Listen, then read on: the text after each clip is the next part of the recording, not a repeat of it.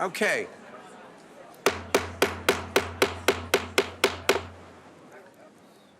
Good afternoon to the public. Good afternoon to everyone. Welcome to the Sacramento City Council. Would the clerk please call the roll so that we might establish a quorum? Councilmember Warren, Councilmember Harris, Councilmember Hanson, Councilmember Chenier, Vice Mayor Guerra, Councilmember Jennings, Councilmember Carr, Mayor Steinberg. I am here, and I know Councilmember Ashby is here as well. Is All right, would everyone rise, please? And would Mr. Pace please lead us in the Pledge of Allegiance? Thank you. I pledge allegiance to the flag of the United States of America and to the republic for which it stands, one nation, under God, indivisible, with liberty and justice for all. Well, this is our last scheduled meeting of the 2019 calendar year, and as a result, we've got a robust agenda, including a number of items on the consent calendar, which I know either members of the public and or members of the City Council would like to discuss.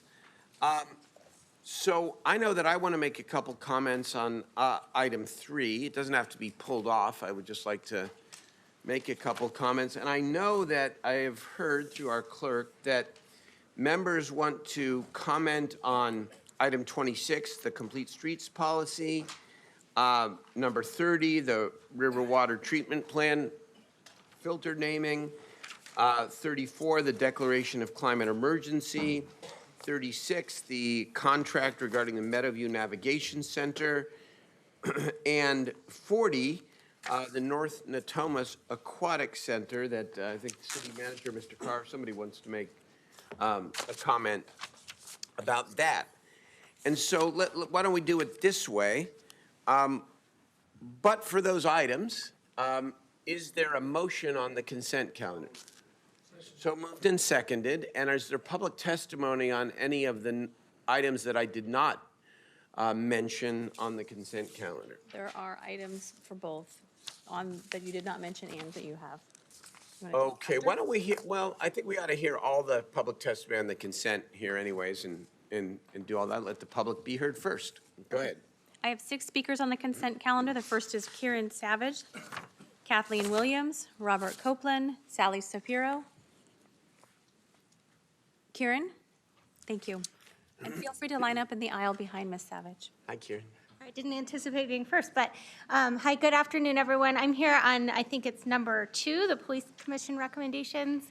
I'm the current chair of your Police Commission and just wanted to come and draw your attention to the fact that our 2019 recommendations are in your agenda and in the packet for this meeting. And I think it would be, we've done a lot of work this year, going out in the community, holding forums, having discussions about what people wanted to see and what people appreciate about what our police department is doing and what people want to see changed. And so I wanted to come and encourage the council to also sort of think of a way that there can be some conversation with the commission about these recommendations going forward. I think we really owe it to the folks that we engage throughout the year to sort of figure out what is the response, how is the city thinking about some of these things. And so just wanted to come and sort of encourage that and offer to be a resource that the whole commission is if there are questions and comments on the recommendations. So that's really all I wanted to bring to you today, and just thank you for the opportunity to have the commission. So Karen, I'm really glad that you came forward and thank you for your service and the service of the commissioners. I want to say to you, I'll commit to that we will work together on some sort of public discourse and dialogue on your set of recommendations, whether it be a full council meeting, however we do it. Well, let's work together in making sure that there's a full, because you're right, the recommendations you worked hard on, they deserve to be discussed. Okay? Thank you. Good. I'd like to say something to Karen too. Karen? Yes. I agree with really good recommendations that the commission forwarded. The last time you were here, you talked about alignment of the use of force policy. And since that time, the state has adopted a policy which should align everything. We're putting the state verbiage into our use of force policy. The police have already done it, so we'll be in complete alignment. Great. And the Attorney General should be in alignment with the state policy as well. Thank you. Thank you. Our next speaker is Kathleen Williams, and then Robert Copeland.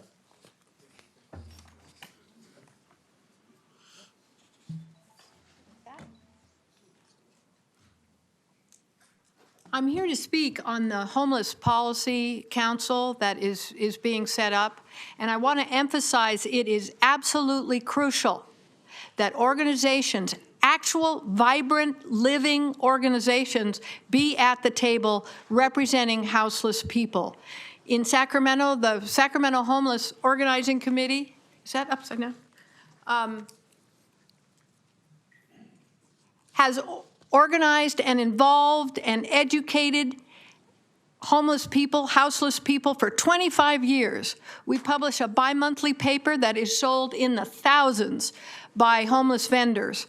We also have the Poor People's Campaign, which has been allied with us and has been active, as they were outside today, about the warming centers. It is time to listen to people who are houseless because they know what would work, and we feel it's not about money. It's not about emergency shelters. It's not about a cot. It's not about a lunch bag. It's about addressing root causes. There are so many good people and constructive, talented people. We should be looking at the homeless community as a resource for this city, not as people to be arrested, cited, and hidden away. Where is the trash collection? Where is the sanitation? Where are the things that we take for granted as human beings? So I'm speaking for SHOC, the Homeless Organizing Committee. I'm speaking for the Poor People's Campaign. I'm speaking for Safe Ground, which has advocated and developed plans since 2007. For a safe haven type of program for homeless people, and the Sacramento Homeless Union. So that's my basic message. Thank you for your comments. Your time is complete. We need to be at the table. Thank you. Next speaker is Robert Copeland, then Sally Sapiro. Robert, you want me to stand up there with you? I want to speak on this climate emergency. We need it right now. We need a strong climate emergency declaration from the City Council. If we don't get one, I don't know how the world's going to be when my sister's granddaughters get to be my age. And they're like 3 and 8. So we need a strong climate declaration right now. And anybody that's supported, please stand up.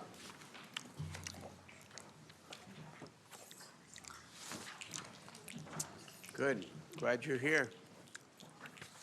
I think we agree on something, Mayor Steinberg, Hey, that's good. which is very rare. Let the record reflect 2:15 on December the 10th, 2019. Thank you, Robert. But we want a real strong one. I don't want to see a weak version of a climate declaration emergency from the City Council or any other City Council in the state or nation. If we don't have one by, let's say, when my sister's grandmother gets to be my age, I think parts of the United States will be flooded out because of water rising in the oceans. Thank you. Our next speaker is Sally Sapiro, then Adelita Serna.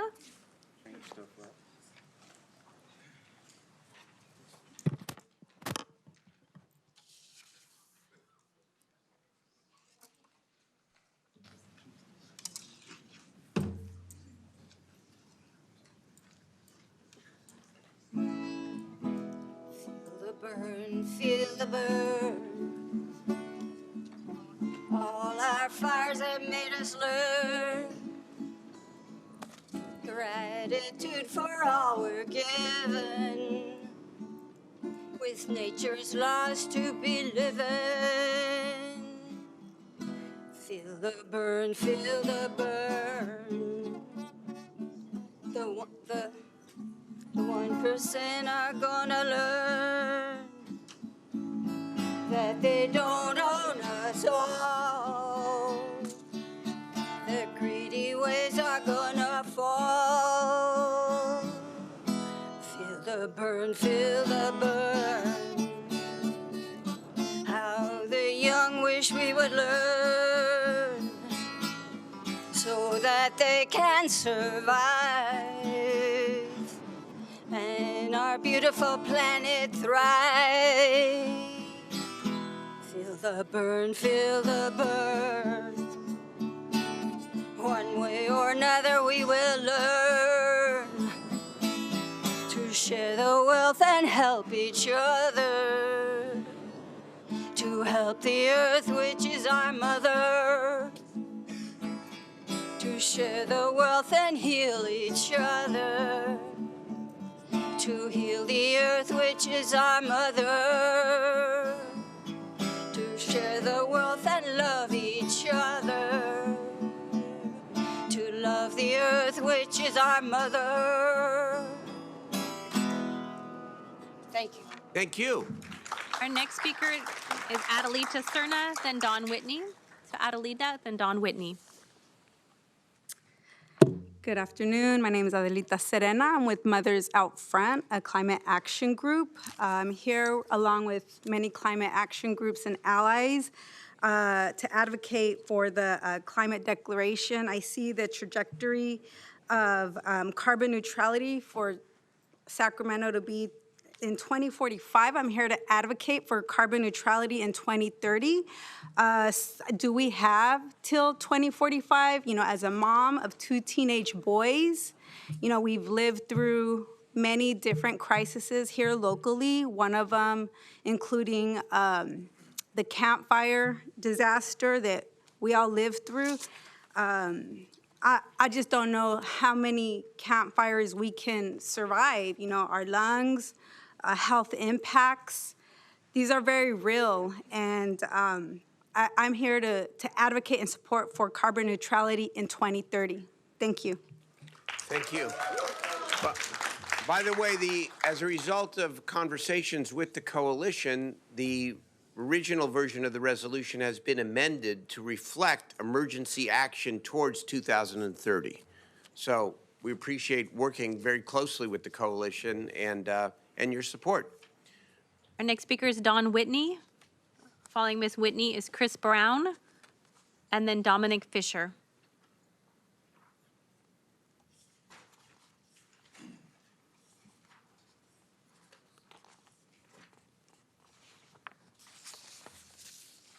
I just want to say thank you for changing the resolution, and I think that we truly are at a point of emergency.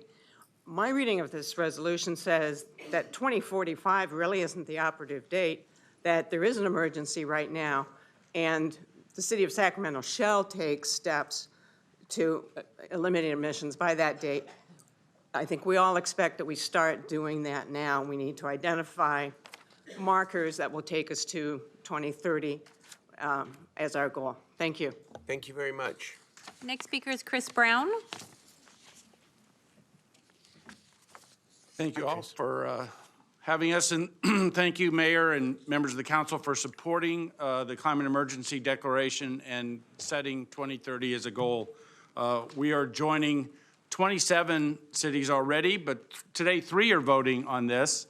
Menlo Park and Santa Barbara County are also voting today on a climate emergency, so this will take us up to 30 communities in California today. More than 800 people signed a petition supporting this. We're turning it in to the city clerk. And we represent over 20 local community organizations who are committed to working with the city and city staff because the changes that are in front of us are real and they're profound. We just saw right after Thanksgiving, scientists reporting that 9 of the tipping points that could cascade our planet into uncontrollable climate change, into potentially a hothouse Earth situation, are active right now. They include permafrost melting and methane releases in the Arctic. They include more than 100 billion tons of ice melting in Greenland this summer. They include fires in the arboreal forests. And today we found out that the cod fisheries in Alaska have to be shut down because there's no more cod in Alaska. Things are happening right now. It is urgent. It concerns us that the staff memo for this still has 2045 in it. So we really are counting on you to make sure that you meet the obligations that you are making today by setting 2030 as a goal, because we're going to be right there with you fighting for that every step of the way. And with that, I'm going to turn it over to Dominic, who's with a Girl Scout troop, who's speaking for the youth today. Okay? Oh, and I'd like to invite everybody who's supporting the climate emergency to stand up. Dominic? Is Dominic signed up as a speaker? Hello, I'm Dominic Fisher, and I'm in 6th grade, and I'm here with my Girl Scout troop. And I just wanted to say that we all feel really passionately about global warming, and we want to change it because it's our generation that is going to be affected, and we need to do something about this. And I just wanted you guys to know that we are all really hoping that this can be fixed and that you can help do that. Thank you. Thank you. No more So speakers. I just want to say that the change in the draft in the legislation came about largely because of the very strong advocacy from the youth of Sacramento. They organized not just to come talk to me, but that was part of it, but rallied out in the public, organized, and it was a real example of how you can make positive change if you choose to get involved and work and be assertive, but also work well with your elected leadership in order to get something important done. So I just want to commend everybody. Thank you, Chris, but especially to the young people for what you've done, because you're changing the world. Thank you. All right. So that is the public testimony. Let's go through the items that the members want to talk about here, and I'm just going to go chronologically here, first with number 3, which is the city participation in proposed Sacramento Homeless Policy Council. I want to ask Lisa Bates, if she would, who is the executive director of our Continuum of Care, our COC, to talk for 2 minutes, if you would, about the significance of this item. Thank you. Lisa Bates with Sacramento Steps Forward. Glad to be here, and thank you for hearing this item. There's been a lot of work behind the scenes in trying to bring forth a proposal that this region come together with its elected officials to focus on the crisis of homelessness in the coming year. And so what you're seeing before you tonight is really a recommendation that we create a policy council on homelessness. And I would like to also indicate that definitely the folks that are experiencing homelessness on the street now will be a part of that effort going forward, as Sacramento Steps Forward is your supporter of the effort. Really, the purpose of the council is to provide broad-based collaborative and strategic leadership at the elected leadership level across the county, so participation from all the jurisdictions within the Sacramento County. We have a lot of collaborative table setting happening at the staff level, at the continuum of care, but what's missing is this regional leadership that the state is also very much promoting that regions across the state start to develop. So with your participation in this, we anticipate starting in March of next year. We've already reached out to the county, has endorsed this, and most of the cities within the city, within the county are taking action this month and in January. Good. I'm really excited about it because it gives us the potential of really working across jurisdictional lines on joint strategies when it comes to bringing people indoors and helping them end their homelessness. And this is good. I'll make appointments sometime soon as a result. I see Councilmembers Carr and Hansen. Are you up on this item, or you want to talk on this item, Eric? Yes, briefly. Mr. Mayor, I just wanted to thank you for that point. The only point I was going to make was that homelessness is not just a local issue, but it's a regional issue, and we're going to have to work with our regional partners to really find a solution. So to underscore your point, Mr. Mayor, thank you for that, and thank you for all the good work you guys do. Thank you. Good, thank you so much. All right, let's now move on.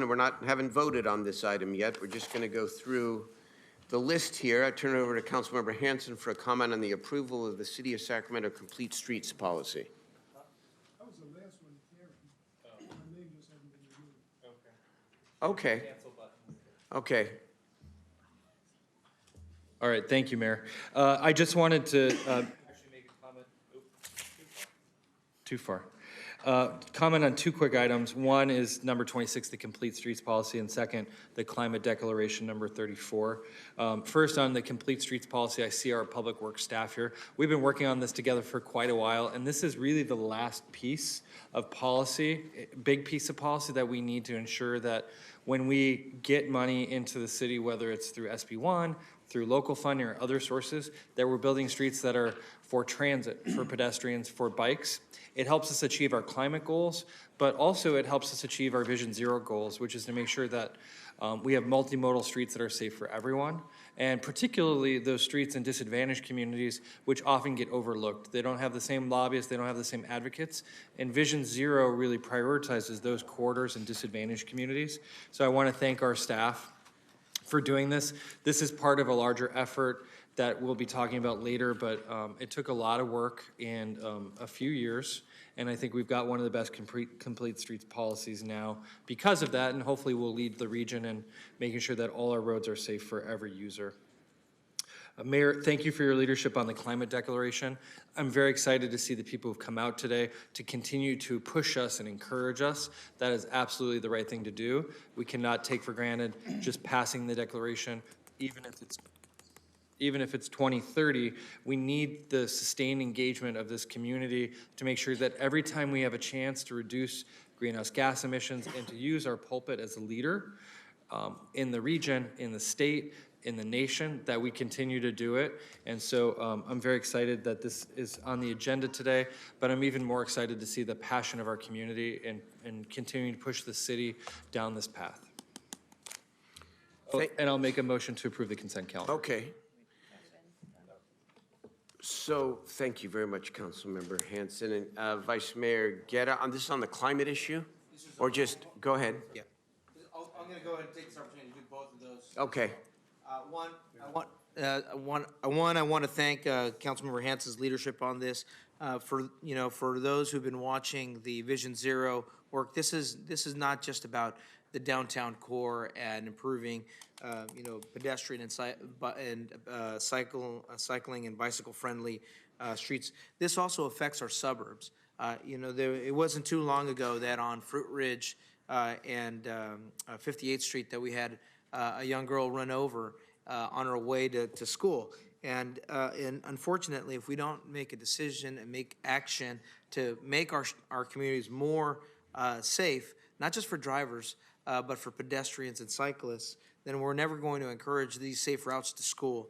We're never going to encourage the healthy living that we need. And in areas where we see our health standards are going down, not only do we have a lower tree canopy, but we also have streets that need safe crossings.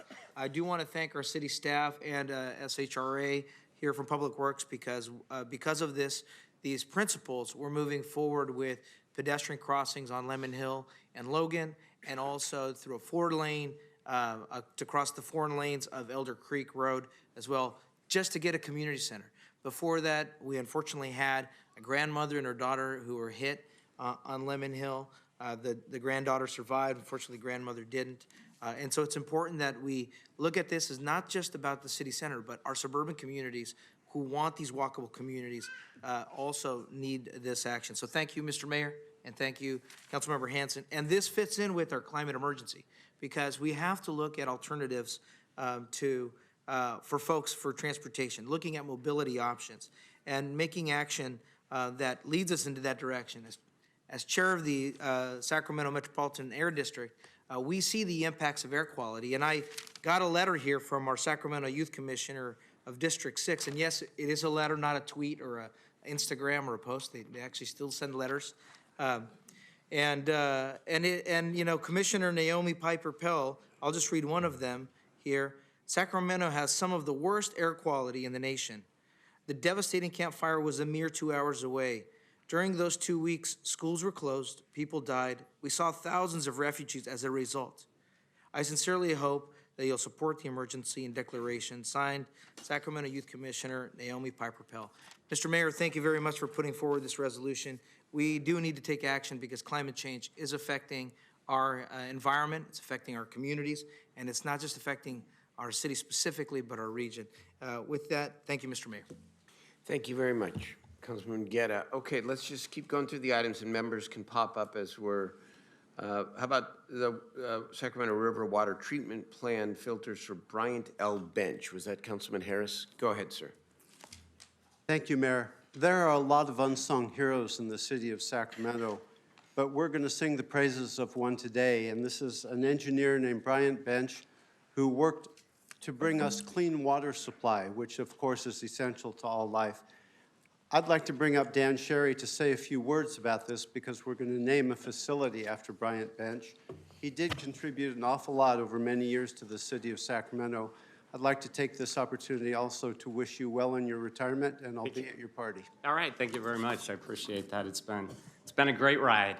And thank you, Councilman Harris, Mayor, council members. It's truly an honor to be here to recognize Mr. Bench for what he's done. He was a true leader in the water industry, well respected, and he contributed to our water treatment plants like probably no one else has. In 2003, we expanded both treatment plants. He was a major contributor to that project, as well as a recent 2013 project that we had where we rehabilitated both plants. Mr. Bench, he's worked in the water industry for over 35 years.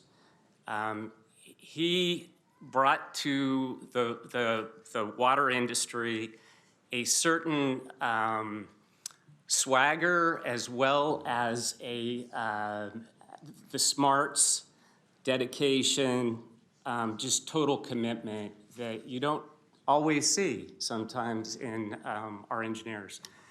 And so he was also the director and head of water treatment for Corollo Engineers.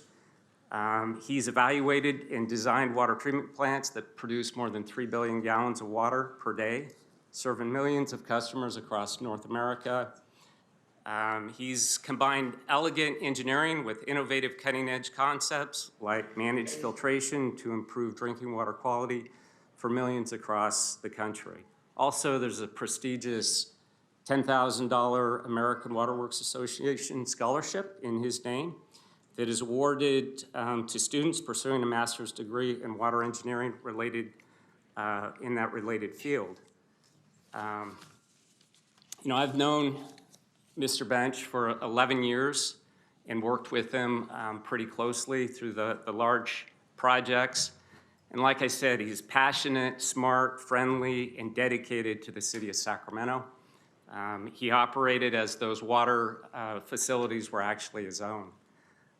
He listened to and learned from operators, maintenance staff, and engineers. I've always admired his ability to collaborate with all the different trades that many times didn't agree with our approach. He had the ability to facilitate discussions in a positive manner, learning from their successes and struggles to produce the highest product. He passed away way too young, and we will definitely miss him.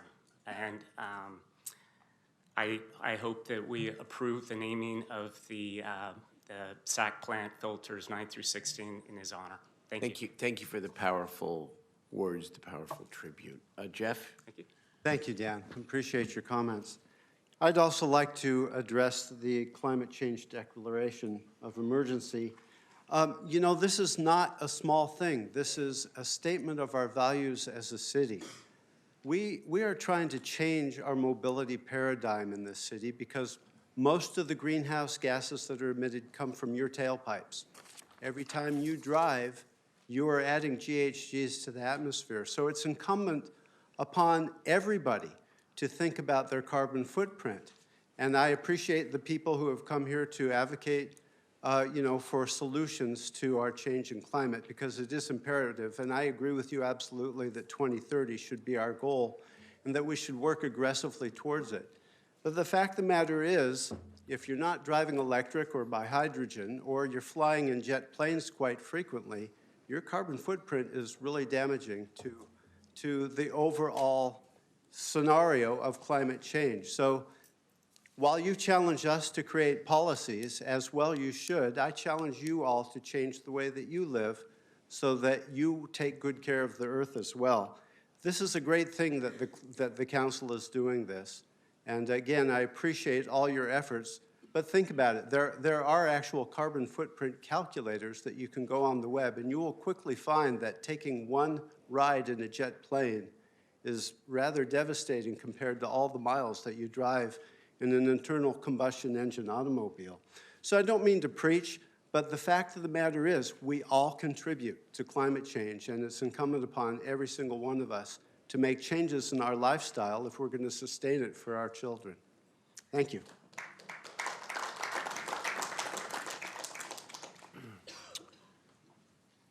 Thank you very much, Jeff. All right, so Councilmember Carr asked that item 26 be heard separately. Excuse me, 36 be heard separately. Would you be okay with keeping on consent, but making the amendment that we have been talking about? Okay, so we're not going to take it off. We're just going to have Councilmember Carr, and then I'll respond, and anybody else, of course, to discuss item 36.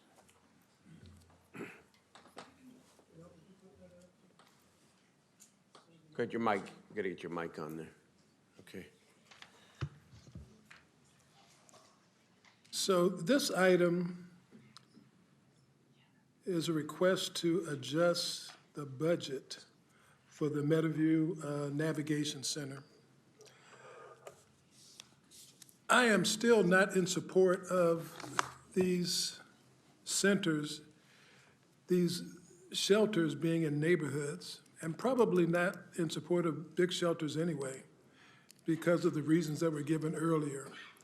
But the decision was made by this council, and 6 people voted for it, and they think the right thing to do is to put a shelter next to the Samuel and Bonnie Pennell Community Center in Meadowview. The initial recommendation was that the shelter be a low-barrier shelter for all comers. And for those of you who haven't been following this, low barrier means people come in as they are. If they are drug dependent, they're not screened for sexual predators or anything like that. So whatever your condition is, you come into the shelter, and this will be right next door to a swimming pool, a field, and a community center. An idea that I find abhorrent, but that decision has been made. So now we're on to how are we going to allocate the funds for it, and that's what we're voting on tonight, just allocating the funds. It's actually a budget adjustment. And since we have been looking at this, the city attorney has come to me with ideas on how we might enforce an area around the center to mitigate some of the most egregious activities that might occur. City Attorney, would you be able to enlighten us as to what things we can do? Yes, Councilmember Carr. There's a number of cities throughout California that have successfully been able to blend homeless shelters in neighborhoods by using models where they have a what we call an enforcement zone, but that's just short-term, where they're able to make sure that the needs of the neighborhoods are met by enforcing the codes that are in place in the city. And that way, it shows the neighbors how shelters can fit in and can work. The City of Los Angeles specifically has used this model very successfully with a clear direction by the council that the shelter has to work, has to succeed. And so they have to be able to show that the neighborhood that they can blend the uses. And so that's what we're proposing, that the city manager can promulgate as part of the operations of the shelters. So there would be areas around the shelters that would have enhanced enforcement. It would have yes, it would be to And make sure. that same level of enforcement wouldn't be all over the city, but would be particularly directed toward the area around the shelters. That's correct. Okay. So with that, and some other things that have happened, with this particular budgetary adjustment, I'm prepared to vote for it, provided we can make a couple of amendments to it. And if you look at your package, if you have it, on page 8 of this item, I'm proposing that we delete that section that's there now and say that the Meadowview Navigation Center will be managed by SHRA and serve only adult women. So at first, the suggestion was all comers. Overnight, it got changed to women and children. And thanks to a lot of people coming in and saying that children do not belong in shelters. We're not like Donald Trump. We don't put kids in cages. We don't put them in shelters. So now it's just a women's shelter. And that shelter would be managed by the Sacramento Housing and Redevelopment Authority. Now, the reason I'm asking for that is SHRA is our housing expert. They have successfully managed the Capitol Park Hotel. They inherited a facility that was, a lot of faces going on up here. They inherited a facility that was really in bad shape and have managed to turn it around. The second thing that I would ask for is add a section 9, which says that should the occupancy level of the shelter get below 50% on a sustained basis, and it'll be up to the council to determine what sustained means, but I would imagine 3 or 4 months, that if it was only half occupied, the city would do a needs assessment and would no longer burden itself with operating a facility that was only half full, and would find other needs for both the resources, and then we could find other needs for that shelter next to the community center. And the things that I have proposed would be a annex to the Pinnell Center, or perhaps a resource center, which the community has been clamoring for, somewhere where they can get job training, people can get computer literate, and things of that nature. So I'm proposing the 2 amendments that are before you, and if those are amended, amendments are accepted, I'd be happy, well, not happy, but I will support the consent calendar. Yeah, so I suppose as the promoter of the initiative, so to speak, I would happily accept your amendments. And we've worked it out. I want to thank the city manager as well, and Lachelle Dozier and my team, all of us, and you, Councilmember Carr, Councilmember Ashby, for all trying to, come together. And look, if at some point this is no longer needed as a women's shelter, we can turn this into a community resource center, I'm all for it. I hope that day comes sooner rather than later. I don't want to debate back and forth because I understand that, first of all, I appreciate, Councilmember Carr, that you have come a long way, even reluctantly, and that you're going to vote for this. So I appreciate that. I just want to respectfully respond to the kids in cages comment, because I know you didn't mean it this way, but the truth of the matter is what our motive here is, and I think not only our motive but our actions, are to try to get children who are unsheltered in the elements under a dignified roof of any kind. So it's not, it is not equal to Donald Trump putting refugee kids in cages. And I don't want to debate back and forth, but you said your piece. I want to say my piece. I want to say I appreciate you and how far you have come here in order to get us to this point right now, okay? I don't want to debate back and forth either, but the point... But go ahead. But I will. But go ahead. It's all right, hey, welcome to the city council. The point that we wanted to make was that children and families belong in apartments and homes. Agreed. And that the scatter site model is much better for children and families. And that's the only point I was making. Okay, fair enough. Councilman Harris. Thank you, Mayor. Councilman Carr, with the utmost respect for you, which I know that you know I feel. Here we go. I just, have to say that I disagree with your characterization of what shelter can be and how it operates and how it works. We've already had this debate at council more than once, but that being said, your amendments here, I will reluctantly accept. I think they're micromanaging how a shelter would be operated, but nonetheless, if they give you peace of mind and ease the burden for you in accepting a shelter in Meadowview, I'll certainly accede to your requests.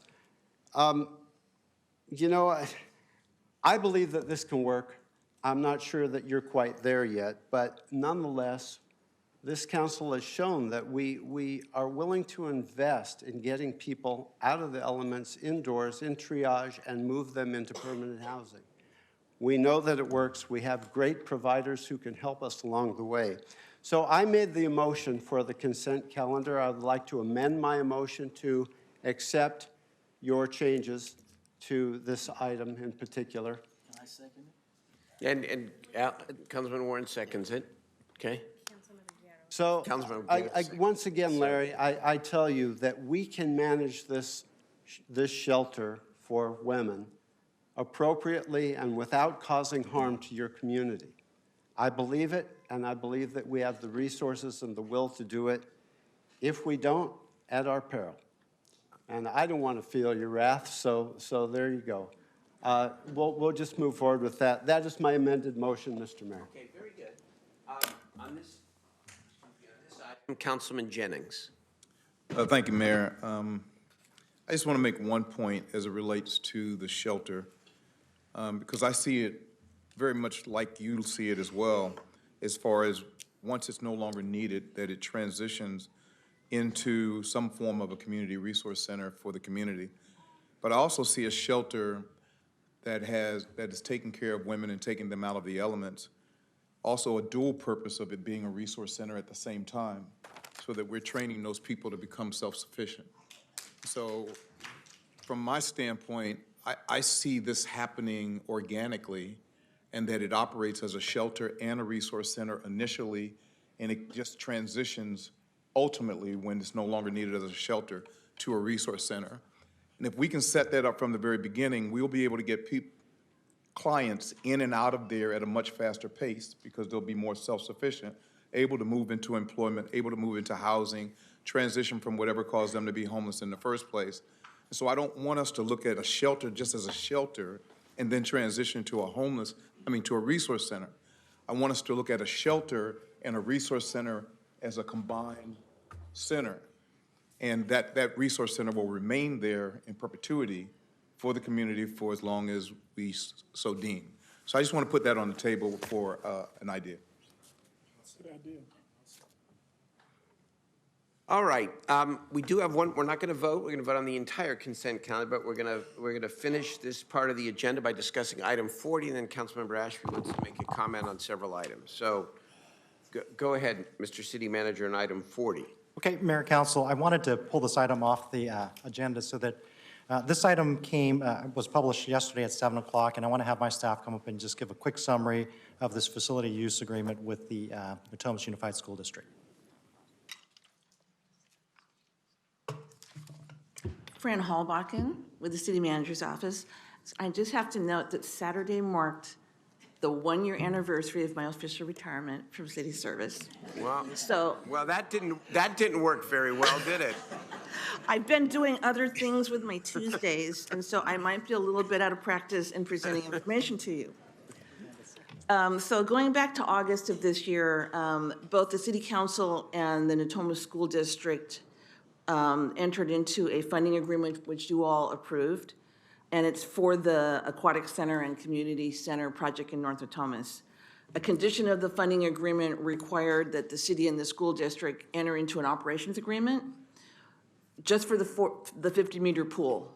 So not the entire aquatic facility, but just the portion that they'll be using, along with like the changing room, the ancillary facilities. We needed to do that by the end of this month. So hopefully you're going to approve that operations agreement today, and the school district's going to act later this week. I was asked to just briefly touch on kind of the shared use, because one of your concerns was that we both use this in a way that the public has as much access as possible. So the school district has 3 components. They have PE classes, and during those classes, they need exclusive use of the pool. That happens 2 different months of the year, September and April. And then if they don't need all the access during that period, they will let us know in advance so that we can program. They have water polo teams in August through October, and then they have swim teams February through May. So we've worked out a sharing of the pool, except for during water polo. They believe they're gonna have enough water polo team members that they're gonna need the whole pool, but if that doesn't happen, again, we'll share the use. During June and July, for a couple hours of every morning, they want to do summer conditioning, and we will share the pool. The agreement also includes that they will pay for O&M costs that relate exactly to how much they actually use the pool. The other area that I believe it was Councilmembers Hanson and Carr, there may have been others that again, I'm not as sharp as I might have been before, and I cannot remember everybody and what they said. There was some questions about the equity programs, and you wanted to ensure that the communities citywide have access to both the pool and the programs. So that's covered on page 2 of the agreement. To start with, the fees that the city charges for swim lessons, for classes, and recreational swimming are set at a rate than what is less than the actual cost of providing those programs, and that's in order to address affordability. And then we provide scholarships for the classes, and we provide scholarships for lifeguard training programs to help people become lifeguards. The city and the school district will work together on equity programs targeted to disadvantaged students, including water safety programs and lifeguard training. In addition, there's a cost to being on the swim team and being on the water polo team, so that's an area where the school district could help students who want to participate but potentially couldn't afford to. We will work on leveraging the RT free transit pass program, because not everybody is in the RT, is not covered by RT that might use this pool. We want youth to be able to access the aquatic center programs. The actual aquatic center doesn't open until the beginning of 2021, so we have between all of 2020. Neither the school district or the city has worked out exactly what the equity programs are in the programming, and they will be working on that in 2020. If you have specific questions, we have YPSI staff here who can be more specific if you need that. So I think that's it. I think the city manager just wanted to ensure that some of these details were heard, and I know Councilmember Ashby would like to comment on this and one of the other items. Yes, thank you, Mayor. So I actually am not the council member that asked this item to have more introduction, but I'm glad that a couple of you did. It's good to follow up. This is the item that we just didn't quite have it ready back in October, but it's ready now, and I want to thank Natomas Unified, obviously, for being a significant funding partner on the aquatic facility. As I'm sure you could hear, they will be using the pool like a normal school would. They have it a couple months out of the year during the school day for school classes, PE, and then their water polo team and their swim team, which, by the way, right now don't have a pool. They borrow other schools' pools, mostly a Natomas High, or they play as a visitor all year long to other schools that have a pool. So this will be great for them. For the first time, the school will actually have a swimming program, both in PE for all the students and for their student athletes who do water activities. So very excited about that. 2021, obviously the opening, and we're gonna do everything we can during 2020 to prepare an equity plan that moves as many people up there to enjoy this facility as possible. That's my promise to all of you. And I wanna thank you again for your support, all of you, on this great project. And this, again, what's in front of us today is really just our use agreement plan with Natomas Unified. The way the design and architecture process works, Natomas Unified really can only use the Olympic-sized pool because that's the only part that went through the design review process for a school. So that means the other pools and activities and community center and stuff are not a part of this. That'll all just stay with the city. So thank you very much, friend. You're not rusty, and happy one-year retirement. See you in another year. Okay. And then, Mayor, if I could, that is item 40, and I would like to speak briefly to items 34 and 36. 34 is the climate emergency declaration, and it's one of those times where I think everything that needs to be said has been said. I just want to echo it. I think it's really important work. I'm a mom. I want to make sure my kids too, and I have ones littler even than in this room. Several of us up here do. And it's really important to us that we do whatever we can. If we can move faster, we'll try our best to move faster. If we can do more, we'll try our best to do more. We have the great privilege of living in California, which means we have the support of our communities to do this kind of work. And I hope that we can continue to be an example for the rest of the country. And I hope that Sacramento will rise to the top of being the example for our very progressive state on this issue. I just think it's one of the most important things we could be doing right now. So for all of you who are here for that today, especially the young people, Girl Scouts, good work. You're making a difference. Keep going. Keep working at it. We hear you. And then the other item is 36, which is the item that Councilmember Carr spoke to. I do have just one quick question.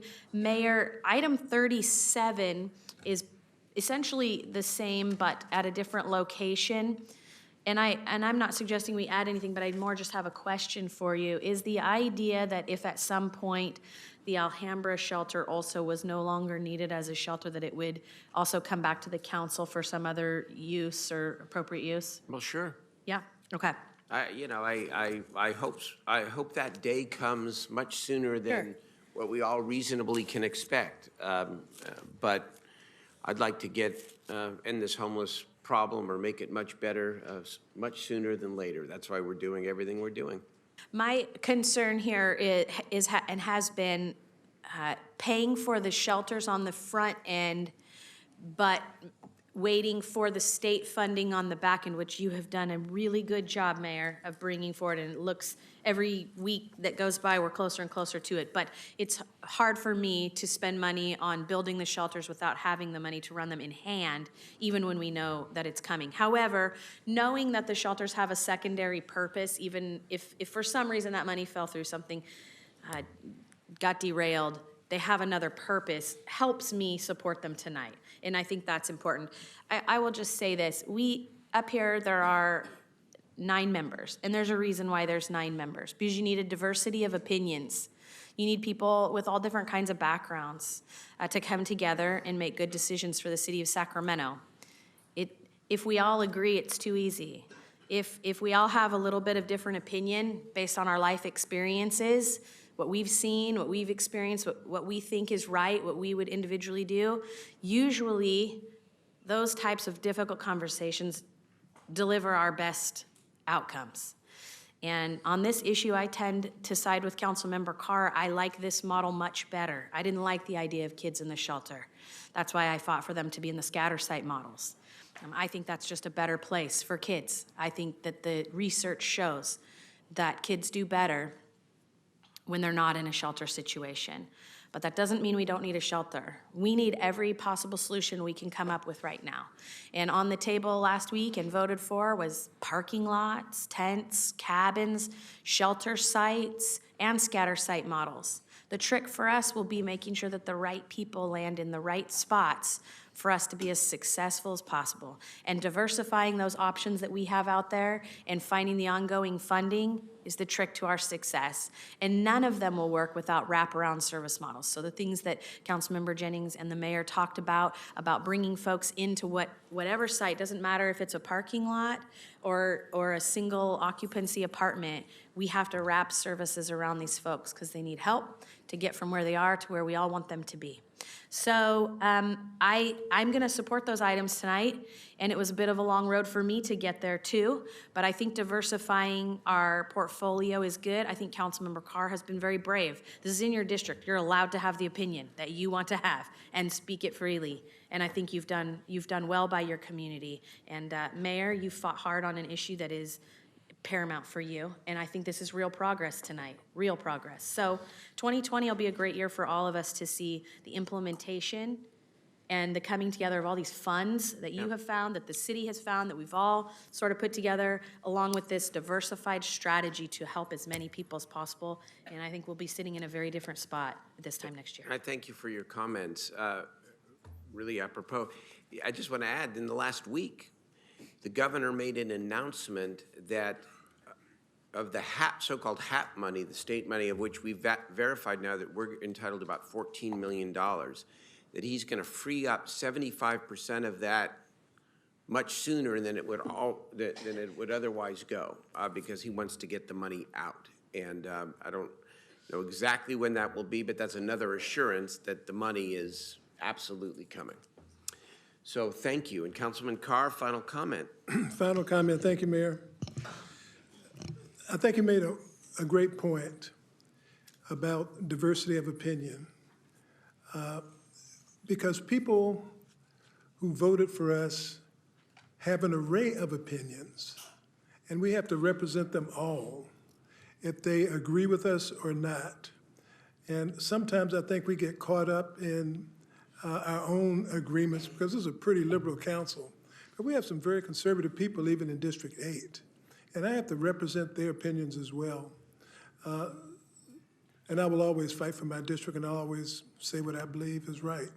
But I want to compliment Councilmember Ashby, and I did ask for the report on the Aquatic Center, because I wanted to make the point that the council put in, I think it was $14 million for that. $14 million is about right. But Councilmember Ashby went out and got 3/4 of the money for that Aquatic Center. So the question before us was, if we put in $14 million, we get a first-class aquatic center for the city of Sacramento that our kids can use. The school district put in $10 million, and they get to use it during the school year, and not even the whole thing during the school year of the 50-meter pool. And the whole remainder of the aquatic center is open for use by our residents, everyone all over the city. So the pushback that I kept receiving, and I very rarely get strong pushback, was that how can you vote $14 million for, and they view your district as being wealthy, for a wealthy district to get a swimming pool when we have so many needs, and then what do we get? We get a homeless shelter. So there was, people viewed it as being unfair, but it was a good deal. We put in $14 million, and we get a first-class facility for our whole city. And I would take that deal every time, regardless of, I would just take that deal every time. It's a good way to leverage our money. So I congratulate you, Councilmember Ashby, for putting that deal together. That money couldn't have been spent anywhere else in the city but in that district.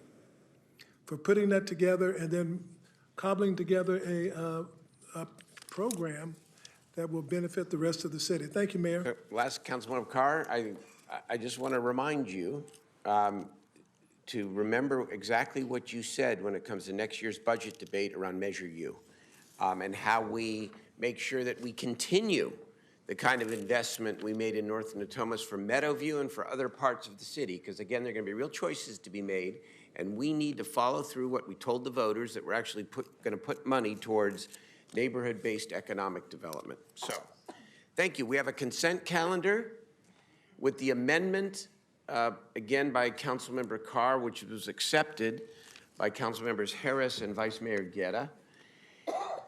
I'm sorry? It was Guerra who seconded it, actually. Councilmember Warren thirded it. Yes. And by the way, before we call the vote, I'm told that the co-workers of Bryant Bench are here in the audience today. Is that true? A lot of co-workers. Can you all stand up so we can honor you for your public service and say thank you for being here today, to honor your late colleague?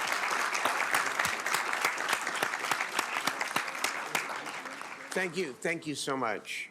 We're terribly sorry for your loss and the public's loss. All in favor of the consent calendar, please say aye. Aye. Oppose, abstain. Well, 1 hour, we passed the consent calendar. Very good. Thank you. Yes, climate emergency. Climate emergency. It's an emergency. Climate emergency. It's an emergency. Climate emergency.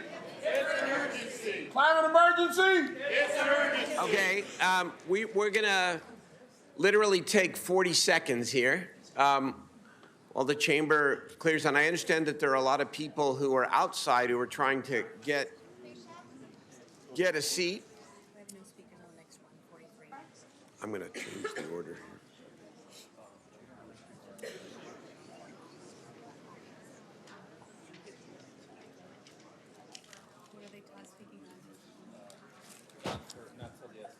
I'm going to do the destination, I'm going to do the riverfront thing next.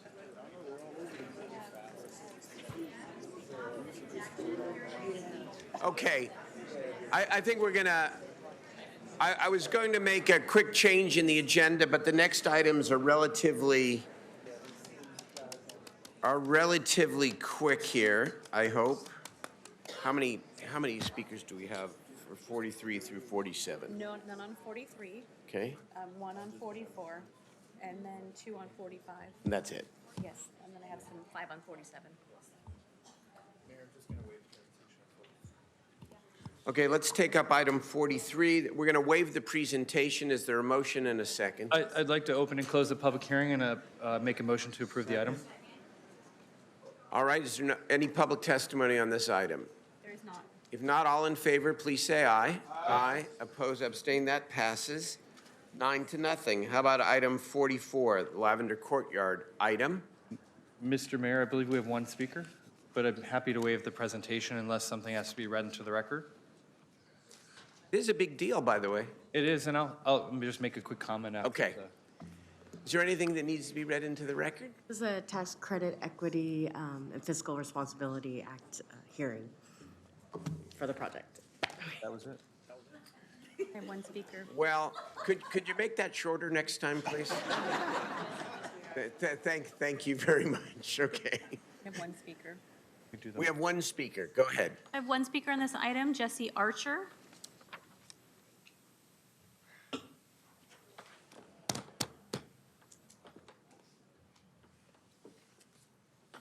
Hello, my name is Jesse Archer. I use he, him, his pronouns, and I'm here with the Sacramento LGBT Community Center. I want to first thank you for the continued support from the mayor and the city council with the LGBT Center. We wouldn't be where we are today without the support that you all have given us.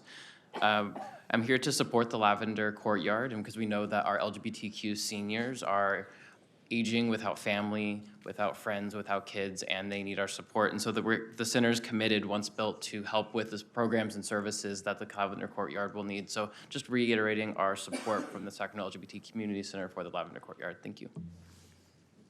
Mr. Mayor. Okay. Councilman Hanson. Thank you, Mr. Mayor. I just want to open and close the public hearing and move this item with an echo to what Mr. Archer said.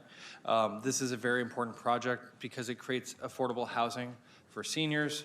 It's LGBT inclusive. It's on a blighted site. Our agency staff have worked very hard on this over a long period of time.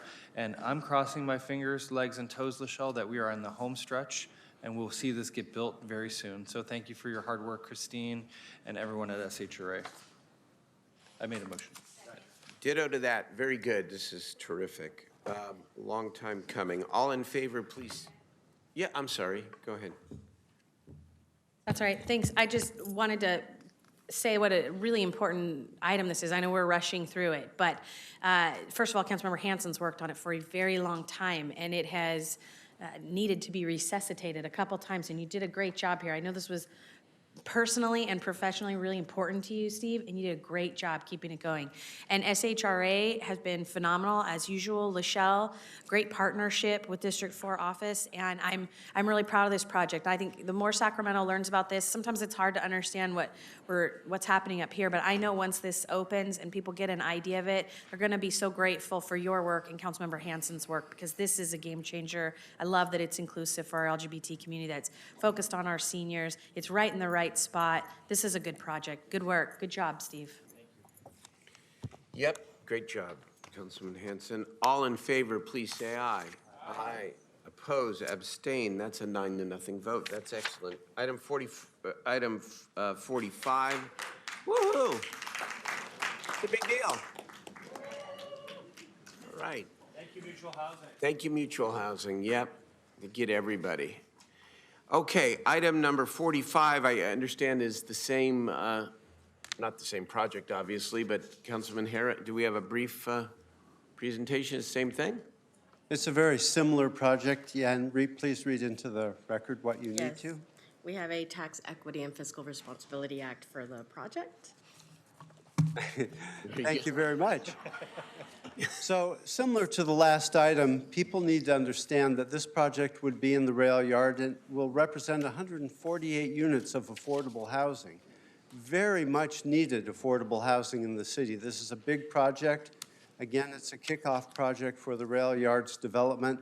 This is a great thing. I'd like to open and close the public hearing and move this item forward. Very good. We do have two public speakers on this item. The first speaker is Karen Jacks, and then Mei-Ling Albert. Karen is here. Waving because I didn't know what I was saying. Thank you. Mei-Ling Albert. I'm Mei-Ling Albert. Okay, thank you. Is Karen here? I'm not going to speak because I was. Thank you. It's okay. Yep, very good. So Karen is our only speaker on this item.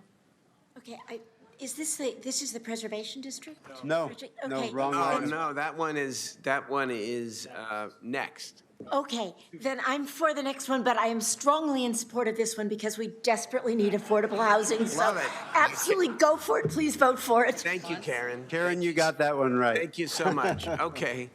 So all in favor of file item 45, good work, Councilman Harris.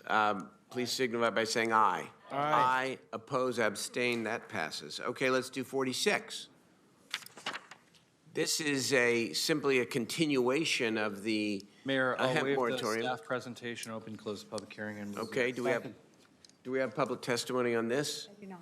We do not. Any questions from members of the council? Okay. All in favor, please say aye. Aye. Oppose, abstain, that measure passes. Let's do Here we go. item number 47. There are 9 speakers. Yep, let's just follow the agenda here. Good evening, Mayor and members of the council. I'm Tom Pace, Interim Community Development Director.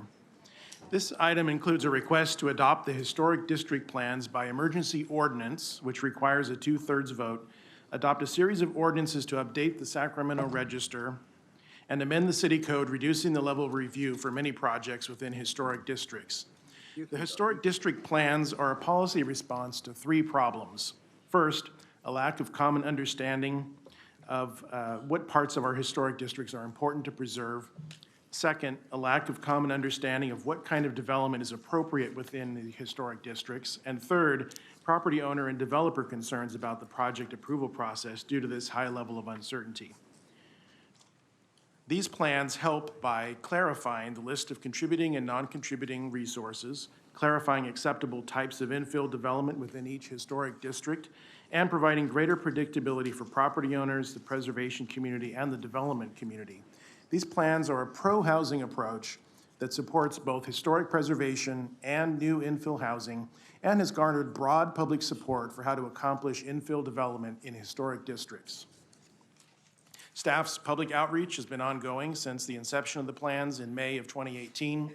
The plans are the product of extensive dialogue between the city, builders, developers, property owners, and community organizations with the goal of forging greater understanding and cooperation. This approach has generated over 450 public comments, which have helped influence the final draft. The proposed historic district standards and criteria will provide a missing level of clarity and consistency to project proponents while protecting important elements of the city's historic districts. These new guidelines will provide certainty that help streamline infill development that is contextually sensitive to each historic district's features and character. Staff recommends the City Council approve the historic district plans and associated resolution and ordinances, which will lower risk for future development, provide clear guidelines for infill development in historic districts, and lower the level of review for many projects in historic districts, saving applicants time and money. Thank you. This concludes my presentation. Thank you, Tom, very much. Let us hear, I just want to take maybe something out of order here for just a moment with the permission of the City Council. We do have our Assembly member here, Kevin McCarty. Thank you. Thank you. He just came for the ovation, and now he can. Assemblymember McCarty is here on the waterfront plan, and I'm very sensitive to his schedule, and if he needs to get out, we can take you now, or we've got 9 witnesses, but I know you're on a busy schedule, so okay, very good. Let's hear the witnesses then on the historic preservation item, please. Thank you. I have 11 speakers. The first is William Berg, John Marshak, Gretchen Steinberg. Good afternoon, Mayor Steinberg and members of the council. My name is William Berg. The Board of Directors of Preservation Sacramento urges you to support this measure. Now, this measure has the support of neighborhood and preservation organizations. It also has the support of builders and architects and developers because it delivers certainty, both in identifying the historic resources that are worthy of protection and providing a clear path for quick approval of new housing in our historic districts. That is not an easy path, and so I would like to say thank you, first of all, to Council Member Steve Hansen, who has been a champion of this project since its inception, and to city staff, to Carson and Sean and Bruce, for their stewardship and work on this, which has been extensive. And I'd like to ask, there are some members of the public who won't be speaking who are supportive of this measure. I'd like to ask them to please stand at this time. Sure. Please stand. Thank you for coming out this afternoon. Really appreciate it. And thanks all of you for your time and for your vote. Good afternoon. Thank you. Thank you, Mr. Berg.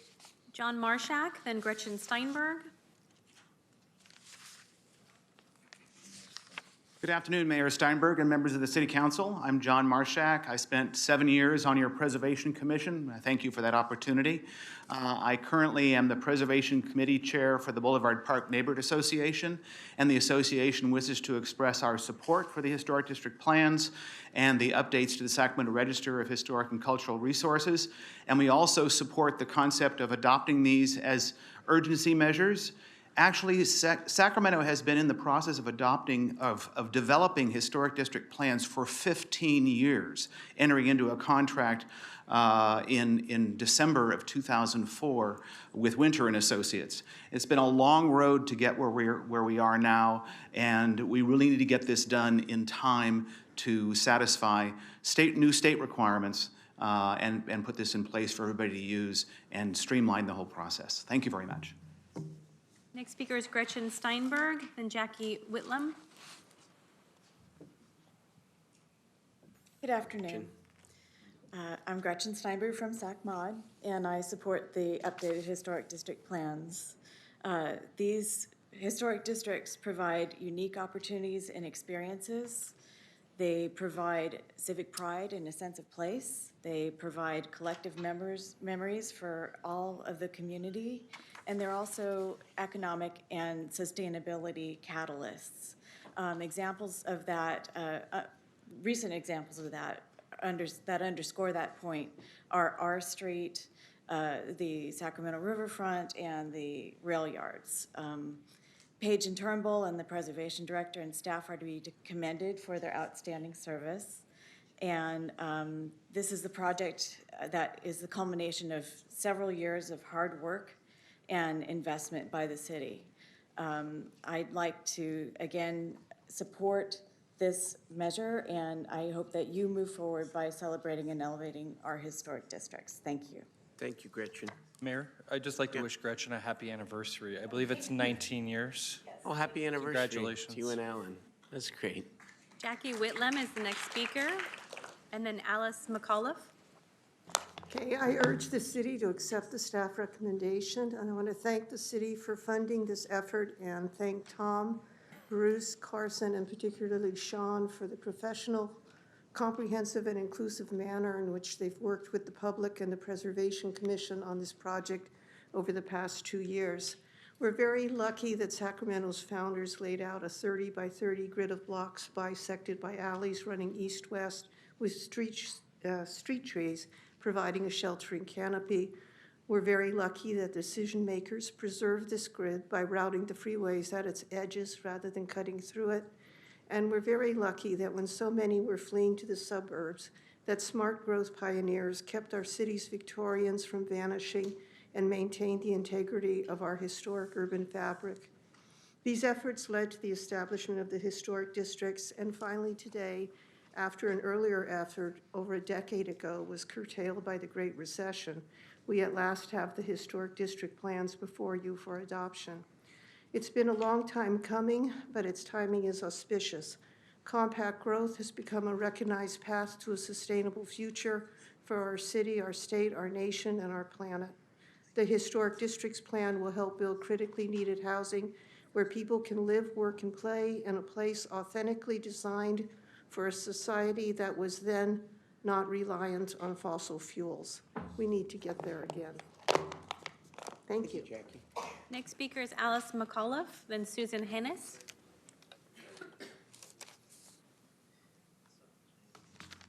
Good afternoon. I'm here to support Sacramento's new Historic District Plans document. I'm particularly pleased to see the section that includes the city's expectations concerning the restoration and remodeling of historic homes. Sacramento, our wonderful city, has a storied history told through its historic buildings. 3 years ago, a group of us tried to get 38th Street between Jay and Folsom to become a historic district. 50 houses, all built between 1911 and 1929. I can tell you an amazing story about the history of early Sacramento by taking you on a tour of that one street. There were homeowners who were involved in agriculture. Think of the railroads, packing fruit. This is the beginning of farm to fork. Homeowners who were government officials. Frank Miller, before Mr. Bench, honored today. He was a city engineer who was instrumental in improving the general water supply. Did you know it actually stunk back then? Edward Meister, he was selling Model Ts. Imagine Sacramento during that time. This is a bit of a story of just one street. It is in the public interest for the whole city to recognize and preserve our historic buildings. This is like the pool in Natomas. This document before you is the foundation. Please support this and all other incentives that encourage the preservation of Sacramento's historic buildings and historic districts. Thank you. Thank you. Next speaker is Susan Hennis, then Stephen Kuchinov.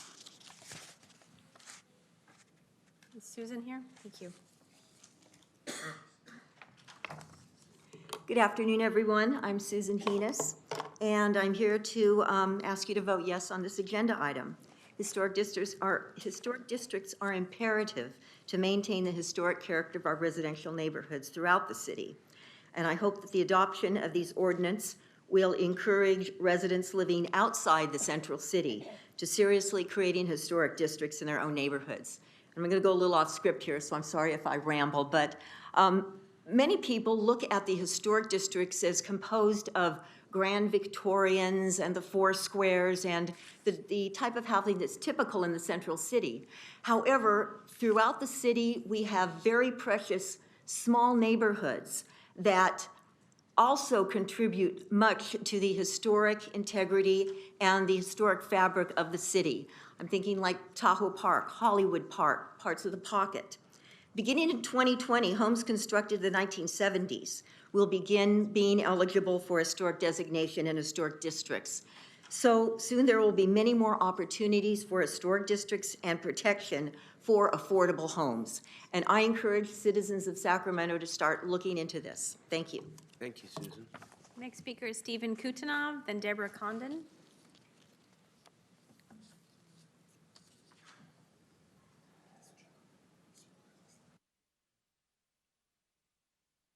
What I'm most concerned about within the historic district plans are the areas that impact future development, whether on vacant parcels or alley infill. I am concerned that subjective guidelines could have a negative impact on my parcels as well as many of my neighbors.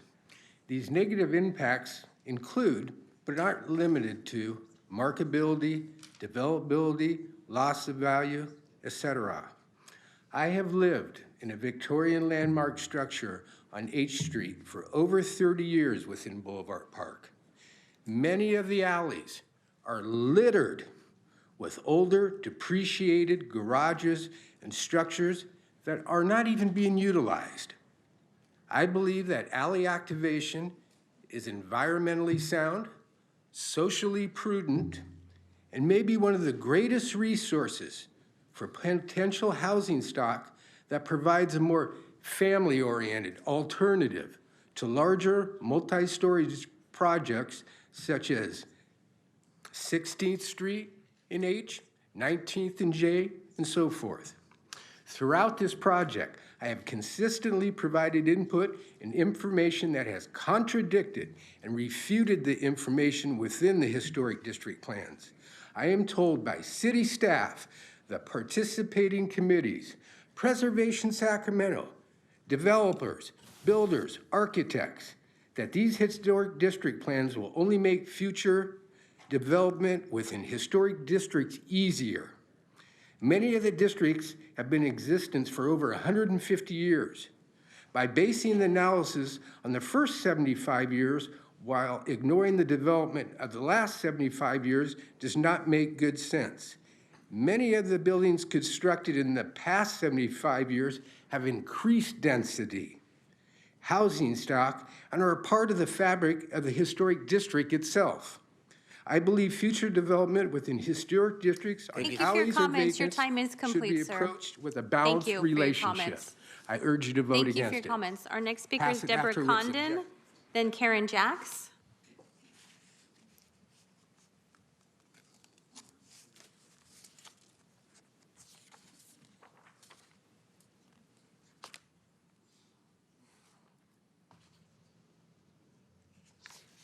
Good afternoon, Mayor Steinberg and members of council.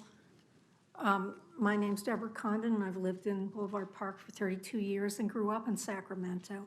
I'm here to voice my concerns about the emergency ordinance, a bad faith effort to avoid compliance with SB 330, the Housing Crisis Act of 2019. This act prevents disapproval or reduction in density of housing projects in excessive standards.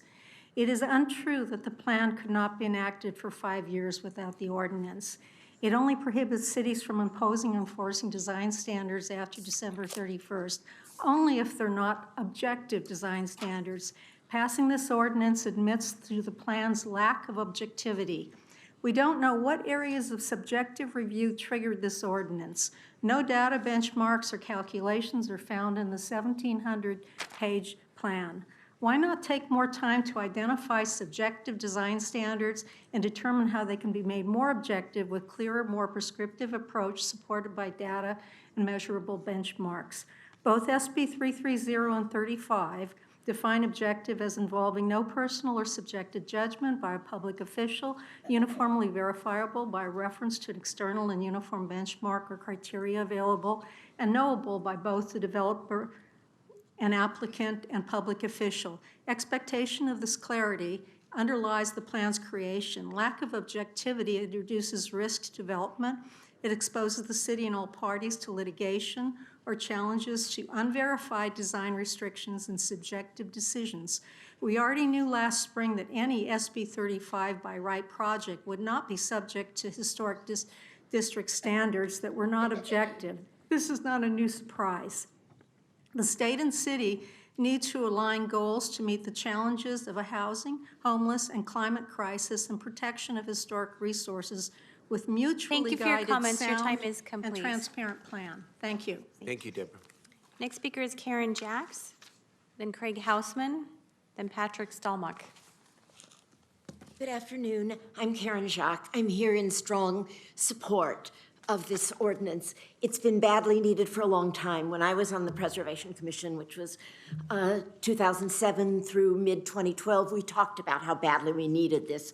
It gives clarity. It lets people know what they can and can't build, and that's good for both those of us who live or rehab historic buildings, as I have done, and it's also good for developers doing infill, and it will help us get to a lot more density with a lot more clarity, more quickly than we could do without it. I also want to say that when you encourage rehab and reuse of historic buildings, which this ordinance does with its clarity, you are also encouraging adaptive reuse and sustainability, which we badly need as part of addressing our climate crisis. I'd also like to remind people that several of our greatest historic rehab projects have been affordable housing. The Wall being an outstanding example, but there are others as well. So this has been badly needed for a long time. I'm very appreciative that it's up today, and I urge you strongly to vote in favor of it and give us the clarity that all of us need for what we rehab and what goes in new. Thank you. Thank you very much, Karen. Next speaker is Craig Hausman, and then our final speaker on this item is Patrick Stelmach. Afternoon. I'm Craig Hausman with Hausman Architecture here in Sacramento. First, I'd like to thank you for allowing me a chance to give my support to the new historic district plan proposed here today. I, along with several other local practicing architects here in town, have worked hard with staff to provide feedback for the consideration and the development of these documents.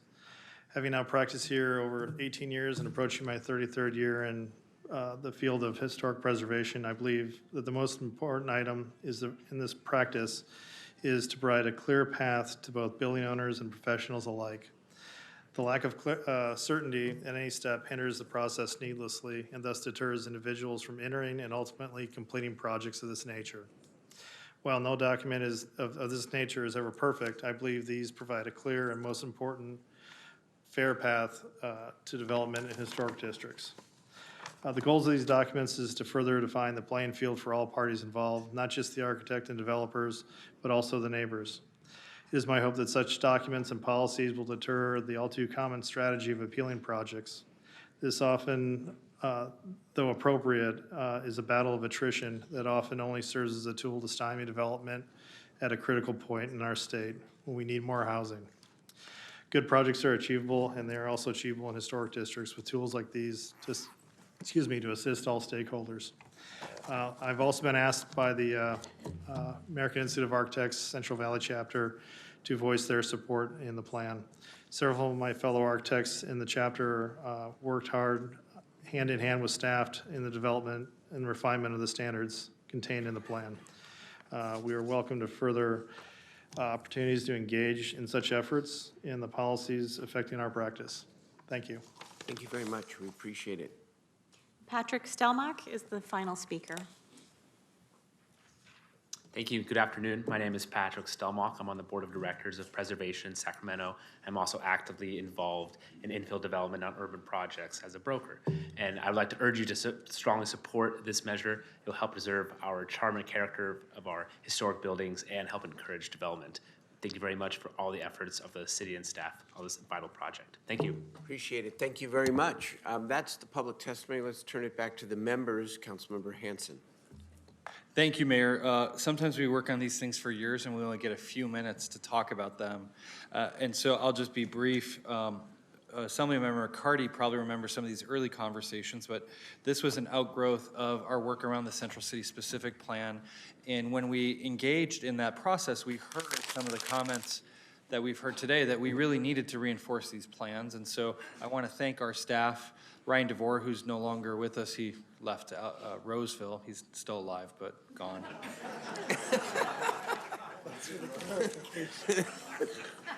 But in particular, our staff who are here, Carson Anderson, Sean DeCourcy from the Preservation Division, certainly Tom Pace, our planning director, and Bruce Monahan, our urban design manager, worked very hard. And for the Central City, I think my colleagues know, it is highly unusual when you're touching thousands of properties to have such unanimity. And so it's really a testament to the hard work, too, of Preservation Sacramento, of the community of architects and others who love historic properties and want to continue to save and enhance our historic homes. I'll just say lastly that I live in an American Foursquare built in 1906 that was saved in 1976 and moved. So I feel very strongly about this. And I live next to a landmark structure that was featured in the New York Times just a couple weeks ago. So I always get to say I live next to a beautiful historic home that everybody knows. And it is truly part of the richness of our community.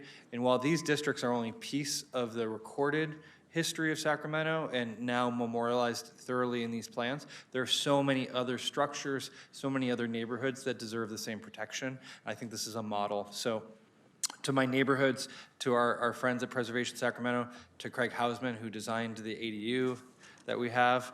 Thank you for all of your hard work, and I'll open and close the public hearing and make a motion to approve the item. All right, moved and seconded. Councilmember Harris. Thank you, Mayor. You know, this has been a long process. Again, my thanks to staff, Tom and Sean and Carson and Bruce.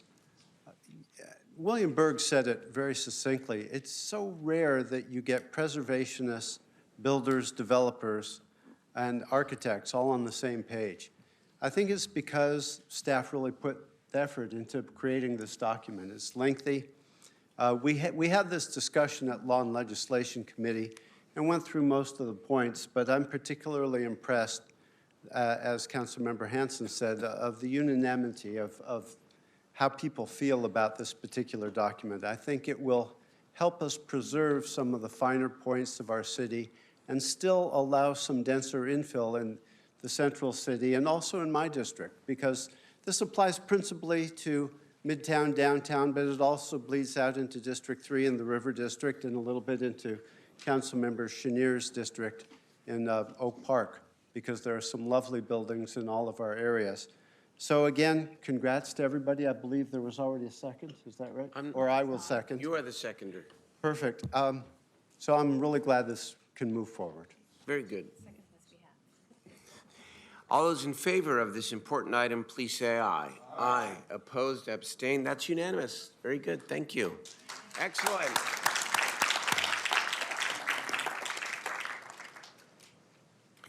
So we now move to item 48, Destination Sacramento, and the waterfront. We have Marco Gonzalez here, and Ellen Sullivan, and Richard Rich. So I'm just going to make a brief comment before I turn it over to Richard.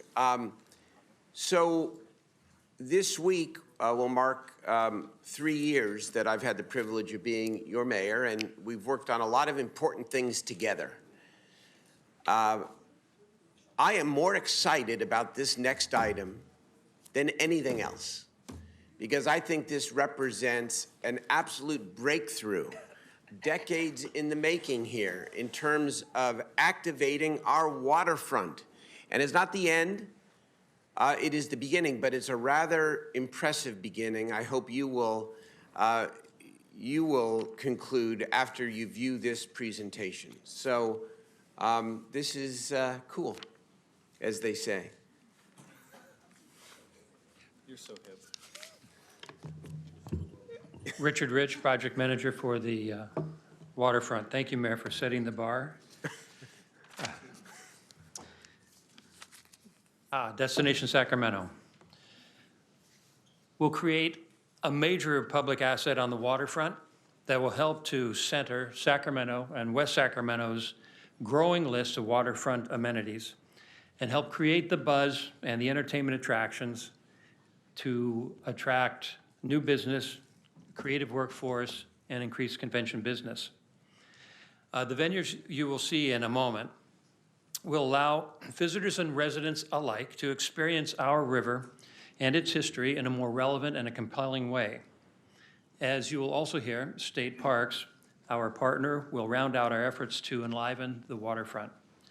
Together, and with the renewed interest from the public sector, we are creating a true waterfront partnership. In April, Council committed to making a bold investment in the waterfront and asked us to explore the benefits of the specific projects. We're here today to report on the feasibility and the benefits of those,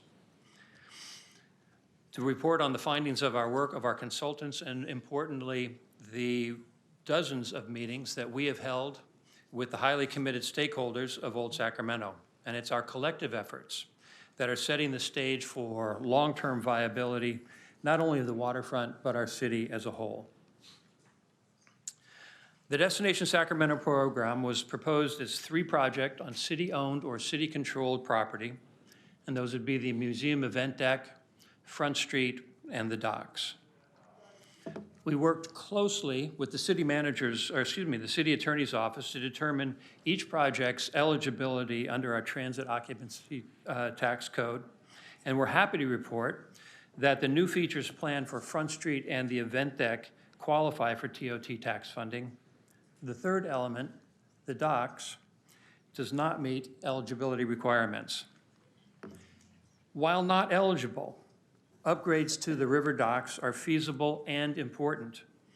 The plan for those water level improvements include widening the docks, improving access, and creating a place for people to actually be on the water.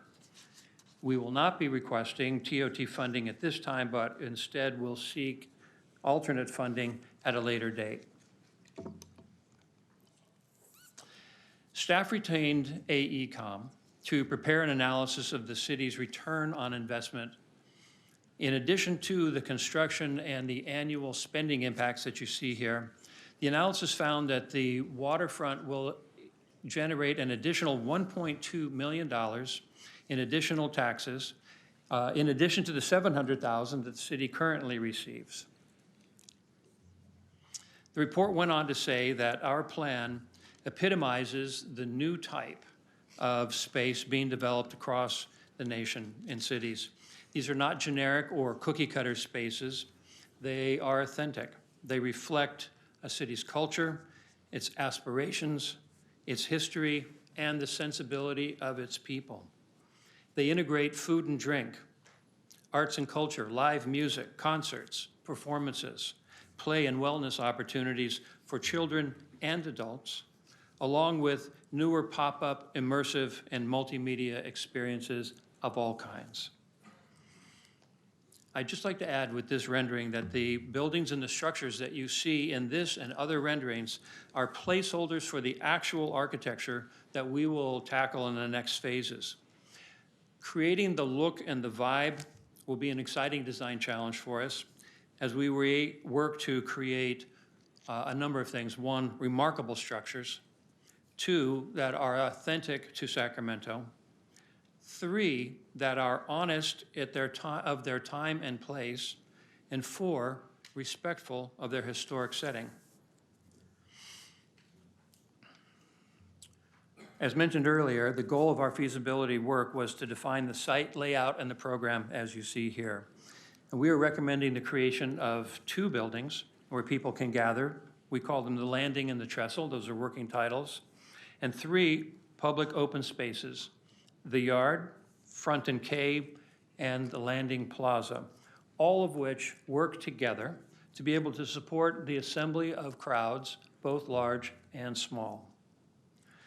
The old schoolhouse you can see on the right stays in its current location since our plans here show the rail line for the California State Rail Museum Foundation rail, their train ride, in its existing right-of-way. Now, that said, our partners at State Parks and the Foundation, we have been weighing the benefits and the impacts of relocating the excursion rail line to Front Street and intend to pursue those conversations in our next phase.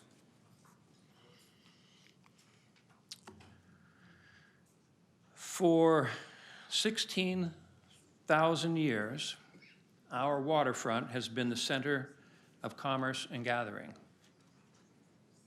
For 150 years, it's been the center for commerce and transportation.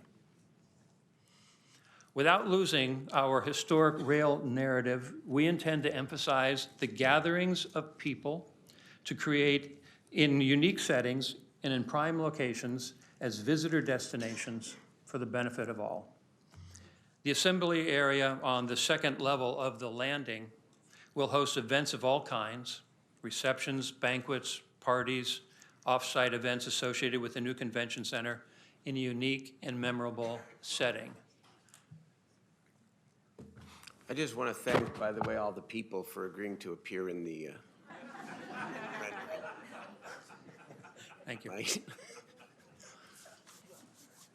In addition to the assembly space on the landing, the rooftop of the Sacramento History Museum offers dramatic views of old Sacramento and is a unique venue for events and learning.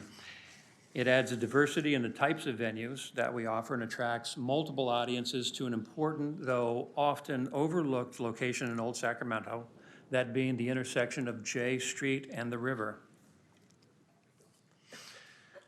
Replacing the static signs with dynamic media surfaces will allow us to tell all of the stories of Sacramento's history, great and small, historic and personal, in a more compelling and accessible ways to today's audiences, with content that can be curated by the Sacramento Film Office, City History Division, and others. The open spaces will be populated with art, safe and festive nighttime lighting, play features, and other amenities to ensure that they are spontaneously active areas. Water, of course, is a key storyline here in the confluence of the American and Sacramento rivers, and we will continue our exploration of water's different personalities and their use in socially and environmentally conscious ways as we continue to work with WET during the next phase of the project. Our rough order of magnitude cost estimates were prepared by Stantec in consultation with a local general contractor. Staff then added multipliers for the design and the contractor's fees, and importantly, contingencies ranging from 20 to 25%, which, as you can see, raised our estimates, but which are also appropriate and necessary for this level of design. And we will continue to generate cost estimates at each design phase to ensure that the scope and the costs of this project remain in budget. In conclusion, we're requesting that Council direct staff to proceed with the architecture and the engineering design of the projects. We would begin negotiations and come back to Council for approval of a supplemental agreement for the design in early 2020. Our second recommendation, as you have seen, would be to authorize staff to proceed with work under supplemental agreement number 3 for work that would include environmental studies, finalizing the excursion rail alignment, and beginning consultations with the many consultants and users of the waterfront. With your approval of these next steps, we anticipate that we would complete design next year and be breaking ground in 2021. Our goal for the new waterfront is to be up and running by 2023 and part of a growing loop of attractions on both sides of the river. From the barn to the future California Indian Heritage Center, from the California Auto Museum to the Powerhouse Science Center and Hanami Line, our once industrial riverfront is being stitched back into that place of commerce and gathering that it has been to the people of the Sacramento Valley for millennia. And with that presentation, and that concludes our presentation, I'd now like to introduce John Frazier, who's the District and Superintendent for Capital. Go ahead. Okay. Capital State Parks District, which includes the Old Sacramento State Historic Park. Two things. I want to welcome Mr. Frazier up here, and then I'm going to ask Assemblymember McCarty to come up as well.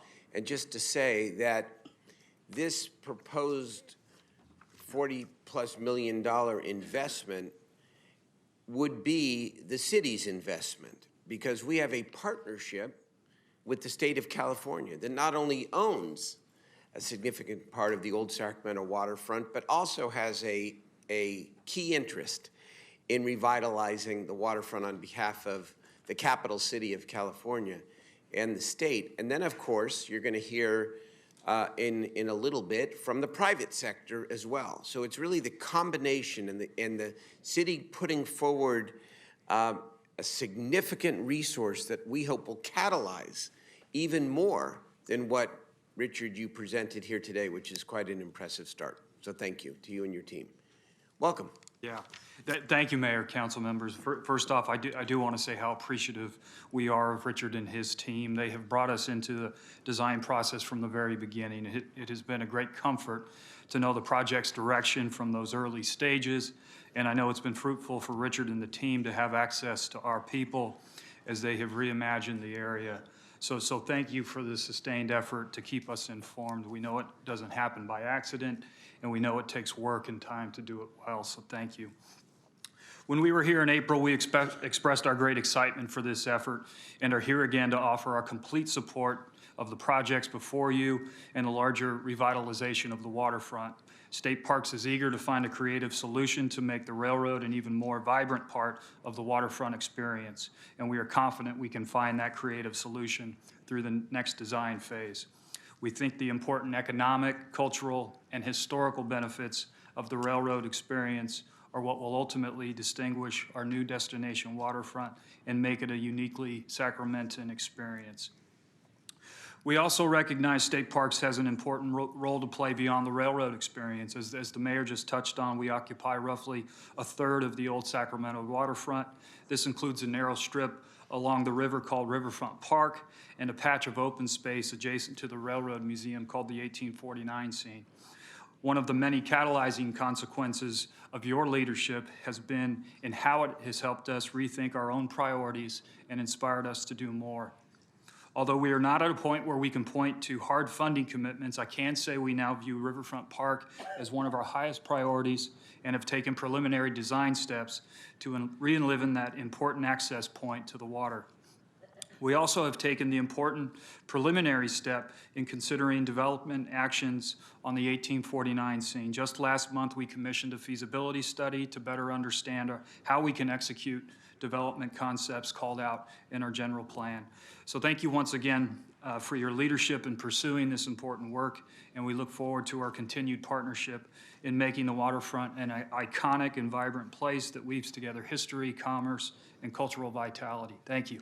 It means a lot to have the executive branch, the Newsom administration, and your presence represented here today to speak so favorably, and I so appreciate it. And now we also are lucky to be represented in our city by a key appropriator in the legislative branch of government. Assemblymember McCarty, your former colleague here on the city council. Welcome. Well, thank you. Well, I noticed when he said funding, you looked over at me, so that wasn't lost upon me. It might have just been a reflexive kind of a move. Yes. Well, first, it's great to be back at City Hall. I think about once a year I'm able to come back, and we have our city attorney up at the dais now. What a great addition. I don't think I've seen that addition, and welcome back to Sacramento. So I remember you in your old capacity. I'm a big supporter of the waterfront. I want to come here just as a citizen. I'll say that in the last few weeks, I visited family in Portland and also took a trip for legislature to Chicago and looked at the waterfront and looked at the activation. And we lamented what could be. And I know, Mayor, when you were running for mayor and talking about all the things that you wanted to accomplish in the city, this is an issue that popped up with the interest of the residents, because we love our water, we love our rivers. We've done a lot of work on the Parkway, the American River Parkway, and a conservancy to make sure we have more resources to invest in the American River Parkway from here all the way to Folsom. But if you look at the waterfront in Old Sac, it's certainly an undervalued asset. As Richard Rich talked about, it's underperforming as far as what could be, as far as attractions for visitors, attractions for commercial opportunities, and basically bringing activity and livelihood to the city of Sacramento. And I just want to note that this, as was stated just now, is a joint city and state of California asset.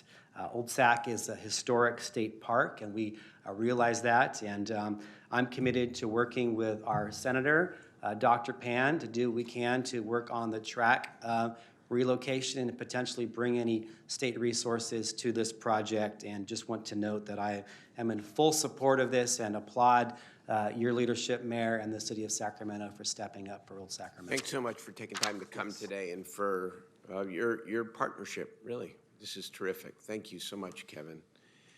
All right, let us hear from members of the public now. We've got 11 speakers. I have 9 speakers on this item. 9. Theodore Judah is our first speaker, then Janie Eisen. Following Janie is Mike Testa. Theodore Judah? Yeah, that's me.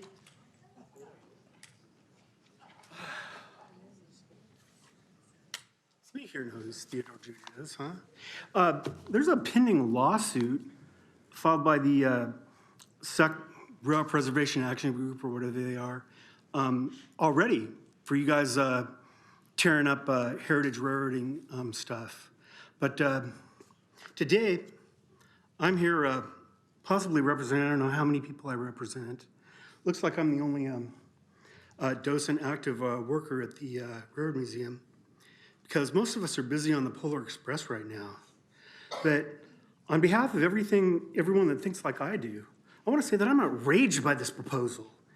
You're going to rip the guts out of the heritage railroading in Sacramento. You're going to remove the main part of the Front Street yards. It looks like a rollback to me, just coming out of the passenger station.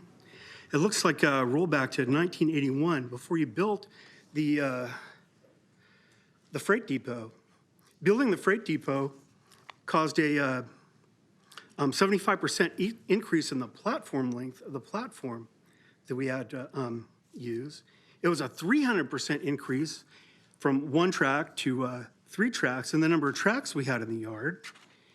And it's pretty much vital to maintain operations at the level we have them now. You're going to be desecrating 4 historical landmarks. The first one is historical landmark 780. That's the start of the Transcontinental Railroad main line. Cop, come over here a little closer, maybe, if you think I'm too crazy. But you're going to be ripping out the, oh, I'm out of time, huh? All right, well, I'll see you guys later. Thank you. Our next speaker is Janie Eisen, then Mike Testa.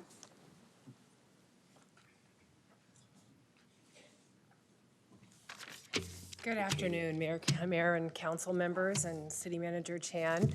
My name is Janie Desmond Eisen, and unfortunately, Michael Alt is ill and couldn't be here today, so you're stuck with me. Oh, happy to have you.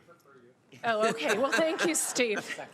If you wouldn't mind indulging me for just one moment, though, before I make my comments, I want to stand up here and officially remember our dear friend Lena Fatt, who we lost a few weeks ago. And Lena was a champion for everything downtown, especially Old Sacramento. She was dear to most of us in this room that knew her. And we will miss her very much. And it is in her spirit that I'm standing here in front of you this afternoon. And probably should have said that at the end, because now I can't read.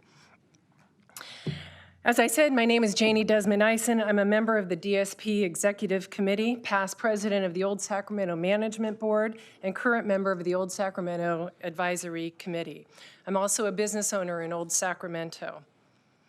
I'd like to thank you, Mayor Steinberg, for your support and your leadership and your ongoing commitment to invest in Old Sacramento. And I do remember sitting down with you a few years ago. I can't believe that was 3 years ago. So thank you for being determined to have this project come forward.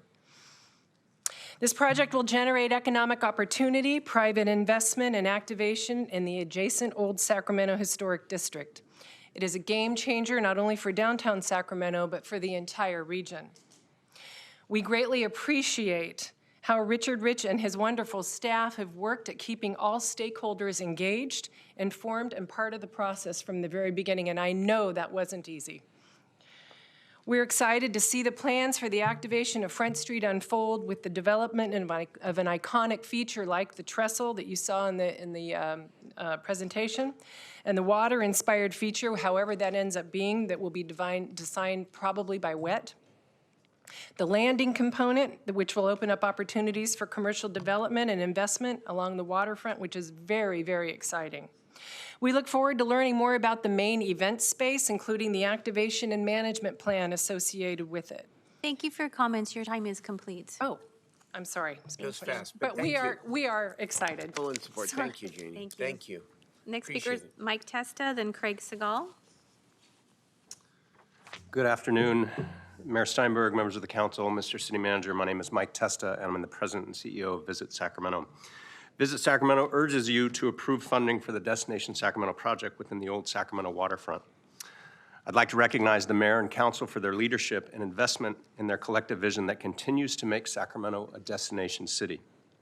And while Visit Sacramento is charged with attracting outside dollars to our market via tourism, we place tremendous value on the civic investments that attract visitor dollars and improve the quality of life for our residents. This project presents the opportunity to redefine Old Sacramento's waterfront. A city's waterfront is almost always a draw for tourists and locals, but Sacramento has never quite reached its potential. This project will help to change that narrative. Let it not be lost that just as in the case with Memorial Auditorium's renovation, the new community center theater, and the expanded convention center, this Old Sacramento waterfront project is being funded by hotel taxes. Certainly those of us who live here will directly benefit from these projects, but it is the visitors to our city who are generating the funds that will pay for them. Again, Visit Sacramento urges you to approve the funding for this project. Thank you very much. Thanks a lot. Support means a lot. Go. Appreciate it. Next speaker is Craig Segal and Michael Seastack. Council, I'm pleased to be here. This is a great project, and you should obviously support it. Appreciate the work and the leadership you've all shown. I'm here to ask you to go further. The waterfront is impaired by Interstate 5 all the way along its length, from the rail yards south to the Crocker. The council attempted to move forward with a decking project a decade ago that ran into the Great Recession. Since then, Caltrans is proposing to spend about $1 billion to re-entrench the road where it sits, which is obviously not the highest and best use of the area.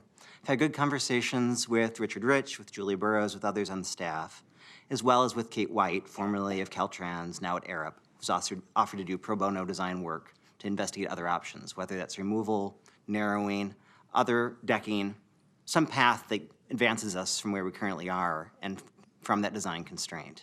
The request is to move forward with work at the staff level in conversations, whether it's with ULI, with Arup, with the public, to look into other options for the freeway before Caltrans essentially reopens the same choice we've already made in re-entrenching the road. I think this is the right time to do it.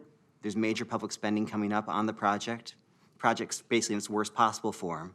Although we don't know the right answer, we should be asking the question. And there's an opportunity to do it now with this renewed focus on the climate emergency, on a better transportation plan, and a renewed waterfront, where we should be calling the question on the larger design. So I'd appreciate any guidance you can offer to staff on this. Thank you for continuing to push this. Appreciate it. Thank you. Next speaker is Michael Seastack, then Jack Worston.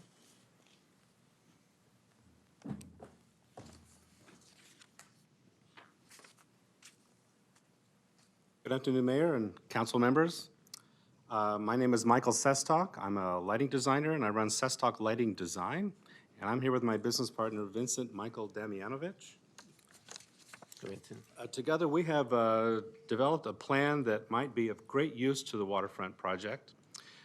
Much has been made aware of what it looks like from the river's edge, but we are acutely aware of what it takes to get there. Most passengers drive in through the I Street entrance, and park in the city garage. And most pedestrians walk under the I-5 freeway from the Doco Mall. And as you are aware, those two spaces are in great need of enhancement, shall we say. Going under the freeway is quite dark and curious at best right now. And we present a plan that will transform and enhance both sections that will make folks want to go through the tunnel and drive in through the I Street entrance to experience all that will be developed in the waterfront project. Do you have a comment? Yeah, absolutely. First off, I just want to thank everybody for your initiative, Richard Rich, as well for inviting us on to that and identifying that the K Street passageway has so much opportunity. I definitely look forward to speaking with each of you about this. We are bringing world-class features, lighting, artful, innovative technology to create a family-friendly and safe experience that connects Doco and the waterfront. This is really, really innovative. This kicks off and ignites the waterfront, and it highlights, and it really, again, continues to put Sacramento on the map as a world-class destination city. So that's it, that's a tidbit. We look forward to working with Richard Rich and see how we can move this project forward.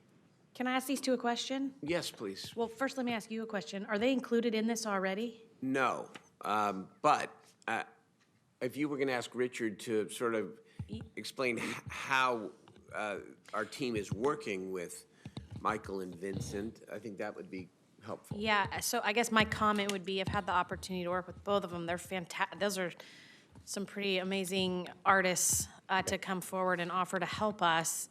So I'd like to know how we can include them, or what is based on what we're doing here today, how does that help us include these two in this component? To turn it on the, yeah. Thank you. Totally agree. We actually had just a little bit of money left over from the Waterfront Idea Makers program of last year. Okay. And we will use that to be able to retain Michael and Vincent for the project. The work that you see there is still in process. There's some fantastic ideas that are there, and when they're developed to, a better place, and we have some cost estimates and perhaps a source of funding for it, we would come back to you with that. So we're actively working on. Let me ask a question. Is there an art in public places component to this that isn't already spoken for that could potentially move towards these two from that funding mechanism? Okay, not to be cute, but I think that was two questions. Yes, absolutely, there's an art in public places part of it. We've not worked with Convention and Cultural Services staff yet to determine how that would be spent, but that's certainly an option. Okay. And it's a 40 million total project, right? Total, correct. So the percentage of that, so potentially they could be an art project. The problem is it's not TOT compliant, as I understand it, right? So we have to find additional resources in order to do this. And I agree, this is essential. So does the TOT funding not trigger the art in public places component? Yeah, it would be a part, the 2 or 3% would be a part of that art, of the TOT total, yes. The question about whether this particular component was compliant with TOT is still, I think, up in the air. We've been working with City Attorney's Office on each of the components. But that's not the point. I'm The sorry. point is, if we take 40 million, and I'm just choosing that number, and that number is coming from TOT, it's my understanding, and maybe I have some of this wrong, that TOT funding is required, would be a required funding. So for example, when we did the aquatic facility and we took the TOT component, Natomas Unified's money doesn't count towards that because it's not city funding, right? But my understanding is TOT is a source that requires us to set aside the art and public places component. Is that right? Yes? Yes. Okay, so then there would be a percentage of this project out of the 40 million significant that would go towards art and public places. Both of these two individuals are recipients of art and public places components before. They're both well aware of how that system works, and this both clearly qualified because they're previous recipients. So I'm just, it seems to Angelique? me there's a pathway there. I just wanted to jump in. I had planned to raise this when I spoke, to ask our staff as part of the motion to officially take this in, analyze it, and give us recommendations for how to fund it. Okay. Given that this is still preliminary, and Mr. Sestak shared with me a little bit about this in advance, I do think that there's a lot of potential, whether it's through art and public places, or indeed, I see Mr. Ruyak, he's slouching down behind some people back there. He is the keeper of the TOT box, and so he may open it for this project or not. We'll have to find out. But there is a lot of work to kind of do, but I think that's good direction to give staff as part of the motion when we get to that point. Okay, I guess just slightly nuanced, though, what I'm saying to you is Absolutely. when you, in my experience, when you use the TOT funds and then you have to use a percentage of that to set aside for the art and public places, it's a bit more nuanced on how much compliance to the TOT regulations there is. Yeah, no, I get it. And I think there's going to be so much art as part of this, embedded and otherwise, Yeah. that the 2% is really more of a floor. I think we have to figure out how to make sure that the cultural history of Sacramento, the project like this, Yeah. they're all part of that vision, and it's not merely the 2%, because the 2% won't go that far, Yeah. as I understand how our staff spends money. I think that these two will make, this project is phenomenal, but what they're talking about is how people will get there.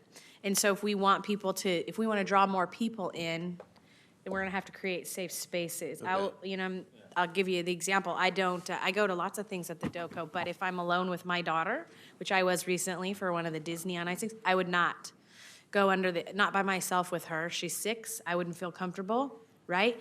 But I can see where Vincent could create something that might have drawn us down there anyway, right? So I guess I'm just saying, if I'm your target, if you want women and children to walk through that bridge to go to the DOCO and go to another event afterwards, then we should probably figure out how to. Light it up. Yeah. Okay, so let's continue, I just have a quick comment on it. on this, okay?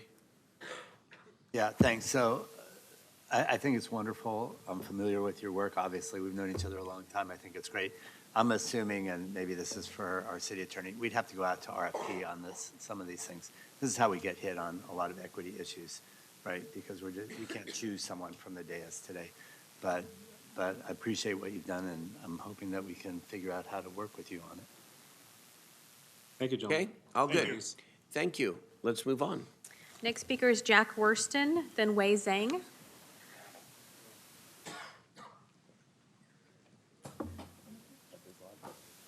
Great, thank you. I'm here to echo comments that Craig made earlier along the I-5 corridor, but I wanted to start really quickly by thanking the city for their leadership in making Sacramento a more bike and pedestrian-friendly city.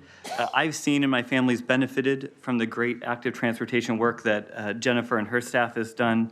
I'm on the county's bicycle advisory committee, so I know how much effort goes into those projects. Making Sacramento a more sustainable and livable city is something that is important to me as a resident, but is incredibly important to me as a father as my children grow up in the city. To this end, I'm asking that you direct staff to conduct a freeway remediation study in coordination with Caltrans and report back in time to influence plans to rebuild I-5 along the waterfront. As you're aware, the decisions we make today about the waterfront will be decisions that the next generations will have to live with. Conducting a freeway remediation study is a reasonable step to ensure that the council makes the most informed decision to get the most out of our waterfront. Thank you. Next speaker is Wei Zhang, then Honey Lum. Hi, dear Mayor and the council members. I'm Wei Zhang, the president of U.S.-China Railroad Friendship. As you know, that this year is 150th anniversary of the Transcontinental Railroad. Maybe some people doesn't know that there are more than 12,000 Chinese railroad workers participate in the construction of the railroad, and more than 1,200 Chinese railroad workers died during the construction. So in order to honor the Chinese railroad workers' contribution, U.S.-China Railroad Friendship and a monument, the committee, we have the project to build the sculpture for honor them. And we build them up and ship to U.S. and store in the railroad workers right now, the railroad museum right now. And when we hear the project of the waterfront project, we hear this is a very good opportunity for us to donate this sculpture to the project. It will educate more people, including elementary school students, about the history of Sacramento and history of the Chinese railroad workers. And also it will attract visitors, including the visitor from all of the world. So, and also we can enrich the history heritage. So we want to donate this sculpture to the project so that we want to tell the historical story well. Thank you. Thank you. Next speaker is Honey Lum, and then Eric Knopf is our final speaker on this item.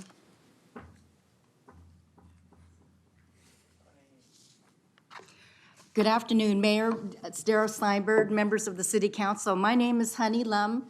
I am immediate past president of the Chinese American Council of Sacramento. This is an organization, nonprofit, founded by Frank Fatt over 33 years ago to provide a voice to the Chinese Americans in Sacramento area.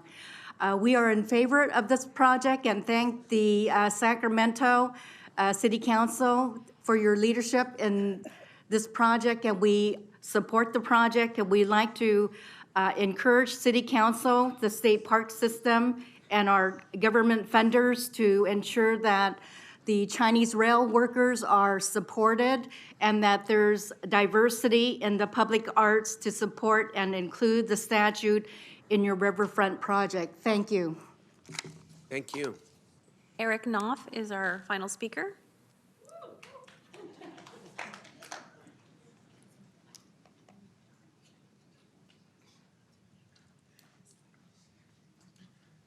Hello, Mayor, City Councilmen, and women. My name is Eric Knopf. I'm co-founder of a company called WebConnects. We're a local tech company founded here in Sacramento. I'm here with my co-founder and a handful of our employees here to join in our support for this project. We founded our company about 10 years ago and made Sacramento our home. As a tech company, where we work is really important. We have 45 employees, mostly millennials, and they care about where they work, where they eat, where they play, and so location is vitally important. And 2 years ago, we actually bought a building in Old Town Sacramento, and we decided to make Old Town Sacramento our home. It's going to be where we grow and expand. We have all of our payroll and millions of dollars in revenue coming into the city, and we want to express our full support for this project. Not only is it going to attract other tech companies like us, it's going to help our employees and future people come and enjoy the amenities, the food, the attractions, the events that are there. We all know that Sacramento has a reputation problem, that it's the town that's close to other towns. And so you have this opportunity to reimagine the city and the waterfront, not only to attract more companies like us and youth and vitality, but to bring all this energy and all this commerce into the downtown waterfront. And we cannot express our full support in greater measure. We thank you for Rich and his team to imagine this. We thank you, Mayor, for your vision for it. We were property owners before you even cast this vision, and when we heard about it, we were just overjoyed. So we would just welcome your creativity, your vision, your full support for this project, and to also help other companies like ourselves make Old Sacramento a destination for you're going to start a business, run a business, raise a family, and so much more. Thank you very much. Thank you for coming today. Really appreciate it. Thank you. All right, that is our public testimony. Let's turn it over to the members of the City Council. Councilmember Hanson. Thank you, Mayor. I'll be relatively brief. I just want to thank you, first of all, for throwing yourself and your full weight into this. We've done a couple tours for folks like Assemblymember McCarty of the waterfront, for Congresswoman Matsui, and it is, as Richard Rich said, basically the confluence all the way down to Miller Park. The focus area right now is this segment of Old Sacramento, but with the Powerhouse Science Center coming, the Hanami line, all these other things, we are seeing the new I Street Bridge, historic amount of opportunity to right a historic wrong, and that is the placement of I-5, cutting us off from our waterfront, cutting us off from our historic resources. Indeed, from what I understand, President Kennedy, before he was assassinated, stopped I-5 from going right through Old Sacramento and made it curve around. So I think one of the things that we're learning is that this is not only a moment to appreciate the opportunity now and also to appreciate the opportunities to come, but that our community is coming with a lot of entrepreneurship. And we see that from the state parks staff who have been phenomenal partners. We see that from folks like Mr. Sestek and a colleague on the tunnel. We see that from Summer Santich, who's sitting in the back with the ideas for interactive water feature, but also in the Chinese American community with the beautiful opportunity to think about how the railroads were built and the labor and people who lost their lives in order to create Sacramento as a railroad capital. And so I think this is the whole purpose of why we're doing this exercise, so that we don't forget. And we allow our community to enjoy the history, the amenities, and the thing that I'll say, I'll make a motion to approve the item because I've been very supportive. Richard knows this, I think everybody knows this. I'm very concerned about details. This today is not the final project. This is just another step to refine the details. So as I make that motion, I would like, Mr. Sestek's proposal, just get some more attention. Let's refine that. If there are pieces of it or the whole that we can incorporate, that's good. I'm not quite sure how we'll spend $47 million, but I take your word that these projects add up to that much and that you're not just holding that just in case. But I also know, for me, Mayor, and we received a lot of public comment about this, one person here today, I-5 is a barrier. Every time we have a chance to create a connection out of Old Sacramento, we have to do it. When there's an event at Golden One Center, something at the Convention Center, something at Raley Field, it gets so impacted. Sutter Health Park, sorry. This is why we live in Sacramento. We're all part of helping each other do better. But we've done some work since the last meeting on access, particularly out to the north. We're looking at investigating a connection between J Street on the inside of Old Sacramento to J Street out to create pedestrian and other vehicle opportunities to move. I think we have to continue to prioritize that. That's not TOT eligible, right, Matt Ruyak? Maybe not. Okay. That's okay. I see you hiding back there. I just want to let everybody know. He's our city attorney who looks at all of this stuff and is the final arbiter. Right, Madam City Attorney? Yep. So that piece, and then it won't be lost on anyone here that I think Old Sacramento needs and deserves to have more hotel rooms. So the 1849 scene is an option, but also we know we have a couple other sites. With the convention center renovation expansion underway, the other impacts we're having, people who want to come and visit Old Sacramento aren't able to stay as close as they used to. I think that's one of the reasons that we're not seeing some of the visitors that we would have expected. They think it's too hard. And so, Richard, with this motion, I do declare that we need hotels, and I hope that you, Mr. Jasso, and the rest of the team, beyond the scope of these particular projects you present, show us how to bring more hotel activity into the Old Sacramento district.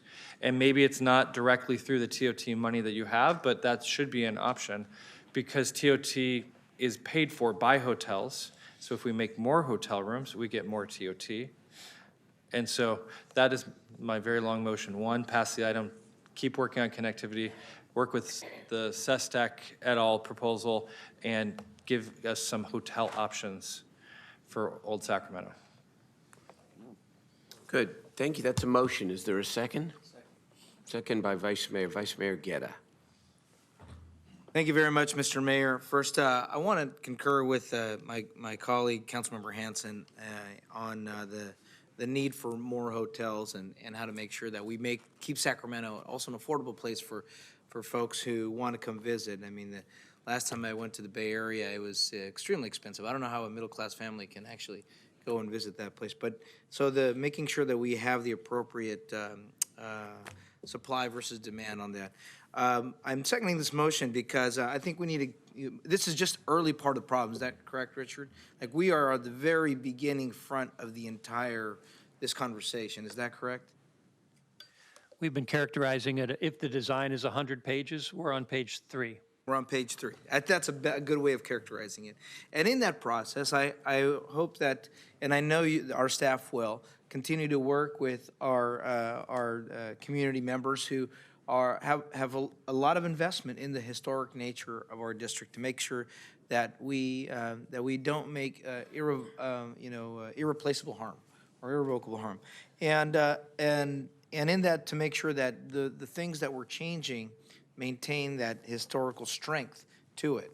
But at the same time, the piece that for me is important is that we want to make our waterfront and our Old Sacramento and all our waterfront a place that more of our Sacramentans want to come visit. When you talk to a lot of friends, at least community members, they come for the 4th grade experiences to talk about California history. They come for a few activities, but it isn't something that is fully well utilized. And we want to make sure that it becomes more of an asset so that more of our residents are the daily patrons of them, the base supporters, the strength of them, not just the tourists. I mean, I welcome anybody who wants to come to Sacramento and spend their tax dollars, spend a lot of them here, but I want to make sure that this becomes a place for us. Second, I also want to thank, Honey Lum and, for the opportunity to welcome the U.S.-China Railroad Friendship Association.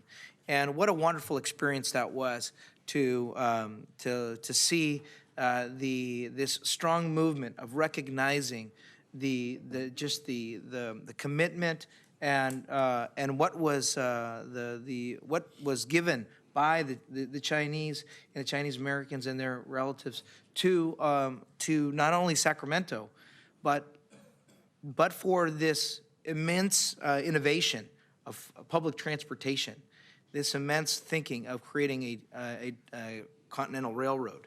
But for the Chinese who worked so hard to make it happen at a time when nobody thought they could, we would not have a Sacramento of where we are, which means we would not have a California of this immense capacity, 5th largest economy in the world, which means we wouldn't have a country of where we are. The expansion over here created the strength of what is the United States. And I think something that should be not forgotten, that it was that level of sacrifice that was given by our those of Chinese descent that did that, and they suffered through some of the discrimination at the time they were doing it, and they suffered through, and their children who are citizens of this country suffered the discrimination.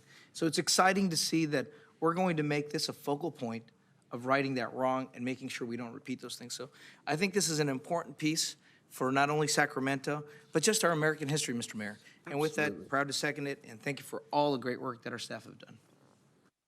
Thank you, Eric. Thank you very much. Councilmember Ashby.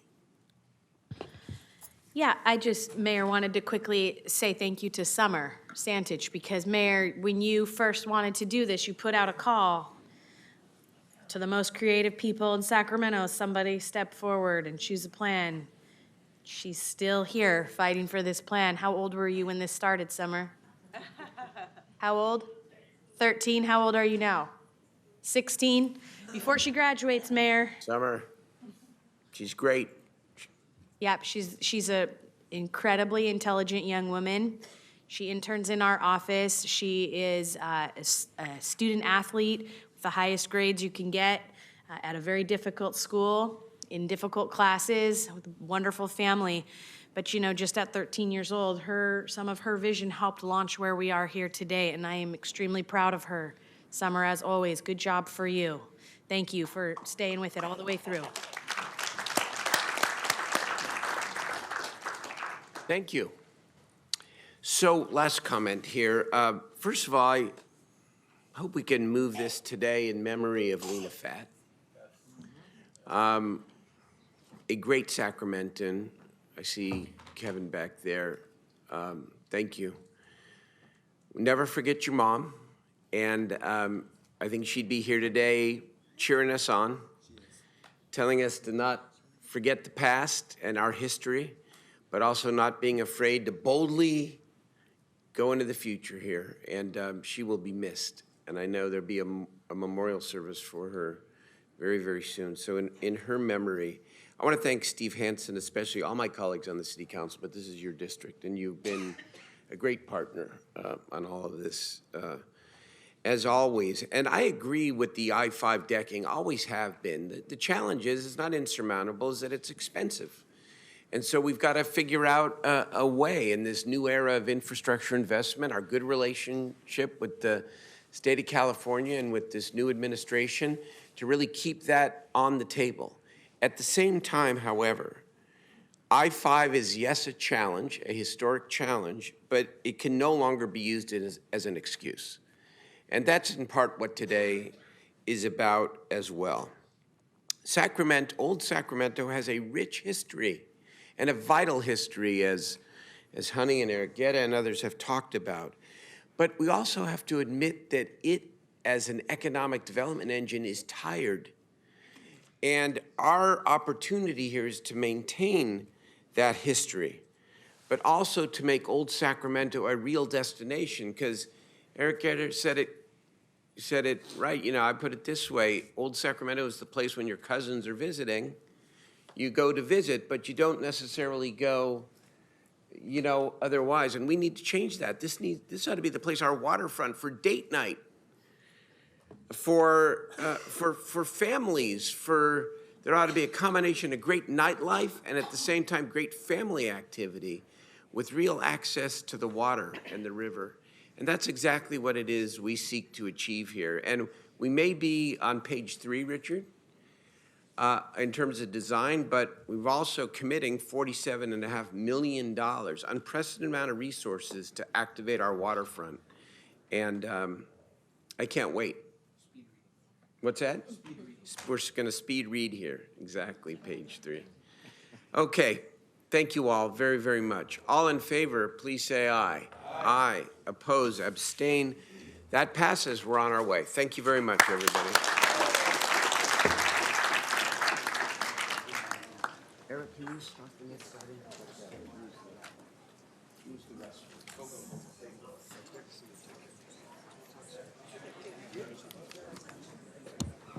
Can you punch me up too? Perfect. Okay, as everybody exits, if we could exit quietly so we can continue our business of the council. Thank you very much. Appreciate it, and thank you for all the supporters who are out here, and also those in opposition. Madam Clerk, if you could please read the next item, please.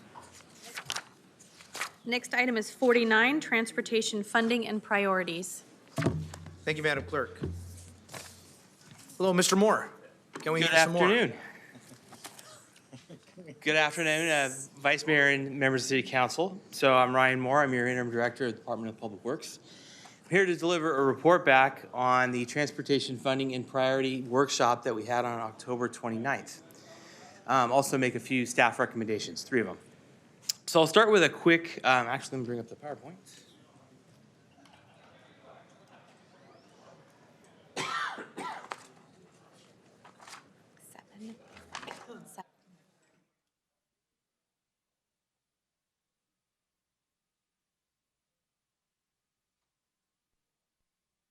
Okay.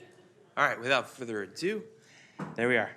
So a quick recap of the workshop that we had about a month ago. We heard from staff, members of some partner agencies, and also some advocates from around Sacramento about the state of transportation infrastructure and funding in Sacramento and some of the challenges. Some of the key messages we heard was the desire to lower our greenhouse gas emissions, our vehicle trips, and achieve mode shift in furtherance of our citywide climate goals, which we've heard a lot about today, actually. We heard as an old city, we have very old infrastructure. We're, by West Coast standards, a very old city. The follow-on that we get for that is we have a relatively large maintenance backlog compared to a lot of other peer cities in California. We heard about the need to improve our safety. We need to make more opportunities available for transit and shared use. And also we heard a lot about the reliance that the city of Sacramento has on outside grant sources to build our CIP, particularly as that relates to the need for local funding to match those state and federal grant opportunities. So it's a good time to be talking about this because in 2020 we have a year that is full of transportation funding opportunity. The first and the biggest one is the proposed countywide supplemental tax measure, Measure A, which is proposed to go on the ballot in November of 2020, which we'll talk more about in a minute. But I want to point out there's also quite a few other funding opportunities coming up in 2020.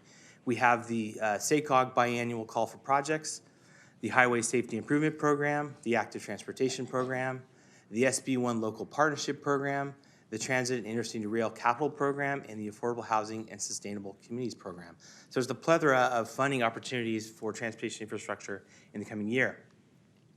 So some of the feedback that we got, not only from our partners that presented on the 29th, but also from council, was there is a very strong desire to prioritize our mobility investments in a way that reduce our greenhouse gas emissions and vehicle miles traveled, again, to help address the challenges that we face in terms of climate change. We also heard consensus around safety. We heard some consensus around fix-it-first priorities. We heard strong commitment to build a greater active transportation network. Again, that's a nexus to climate change. And also to support investments around our city that happen in an equitable way, and especially in some of our neighborhoods that have historically been underserved. We also heard a desire to continue to use local funding to the greatest extent possible to leverage state and federal funding opportunities. So the first recommendation, and this is articulated in greater detail in your attachment A of your staff report, are some guiding principles for the draft Measure A expenditure plan, which just came out, I think, yesterday on the STA website. So 4 basic premises that we would like to see, at least recommend, staff would like to recommend that form the thinking around the draft expenditure plan. The first is safety. This is your safe routes to school projects, your investments in the city's Vision Zero program, our high engineering networks, and also as we look at emergency egress routes around the city. Also looking at mode shift and GHG emission reduction goals. These are things like encouraging and supporting where we can high capacity or high quality transit projects. Again, building out our active transportation network and working on building greater density in the areas where we have redevelopment and affordable housing opportunities. Of course, the fix-it-first priorities as we look at, again, our very large and growing maintenance backlog. And finally, we'd like to prioritize a lot of regional funding solutions for our regional projects that while they're regional in nature, they happen to be located in the city of Sacramento. A few important examples would be the Sacramento Valley Station, the California Mobility Center, and of course our growing network of regional bike trails such as the Sacramento River Bike Trail, the American River Bike Trail, and the Del Rio Trail. So on the subject of that expenditure plan, it did just come out, It will be introduced officially at STA this Thursday. A few overarching points on it. It raises a little over $8 billion countywide over the next 40 years. And it attempts to balance program areas between congestion management, local streets and roads, transit, active transportation, and other regional needs. STA's goal is to adopt that expenditure plan by February, and it's important to note it cannot go on the ballot till it comes back here for adoption by the City Council in addition to other cities around the county. So the second recommendation that we want to talk about is one of those big funding programs we have next year is the SACOG call for projects. That's a biannual round of projects. This year it's going to be about $209 million in the region. So we'd like direction from council to work with SACOG staff to create a funding program that is more efficient and more effective and more streamlined for cities around the county. Some particular goals we'd like to look at are looking at a program that allows us more timely project delivery, something with more predictable funding stream. We'd like a much less expensive application process. In a funding round, it's not unusual to submit 10 or more applications, and they, on average, cost us about $30,000 a piece to create. So that ends up being like a six-figure number that's going into grant writing instead of bricks and mortar. We'd also like to see investment opportunities that help us leverage our Fix It First and our Complete Streets elements. As an example, it would be great if we could use some of our existing gas tax funds to, instead of just using them dollar for dollar to do resurfacing projects, use that as match against federal money to get much larger resurfacing projects and harness a greater economy scale, get a better value for our resurfacing dollar. We'd like to see the city, in essence, be able to have a greater hand in determining our own projects. And we are somewhat unique, I think, in the SACOG region in that we are an urban area. Our projects are compliant with the blueprint. Our projects are infill projects. They are active transportation projects. They are transit supportive projects. Any project we do, of course, would have to be in the MTP SCS. So we're very hopeful we can work to streamline the funding program to find a more advantageous system for the city. And the last recommendation is, while we do have all of these funding programs coming up next year, we'd like to put out a sort of interim criteria as we work towards creating a transportation master plan, which isn't ready yet. We'd like to get some criteria that helps guide the decisions that we make in infrastructure investments as we go through the coming year with all of these grant applications. So that this is, for city projects, city investment, again, safety, promoting greenhouse gas and VMT reductions, maintaining state of good repair, and advancing technological improvements. Of course, any project that we would pursue or choose to go after would have to meet the litmus test of, does it represent an equitable investment in our transportation network, and is it cost effective? So those are our three recommendations, guiding principles for the Measure A expenditure plan, direction to move forward to work with SACOG on a new paradigm for funding, the SACOG funding round, and third, interim criteria for making funding prioritization decisions. And that concludes my presentation. I'm here with staff. We're available for questions. Great, thank you very much, Mr. Moore. Appreciate your staff. Lucinda's also been putting a lot of work on here. I appreciate that. Madam Clerk, let's go through the public comment, and then we'll bring it back to the dais. Thank you, Vice Mayor. I have 7 speakers. The first is Russell Henley, then Casey Lizon and Chris Flores, and then ML Wadwani.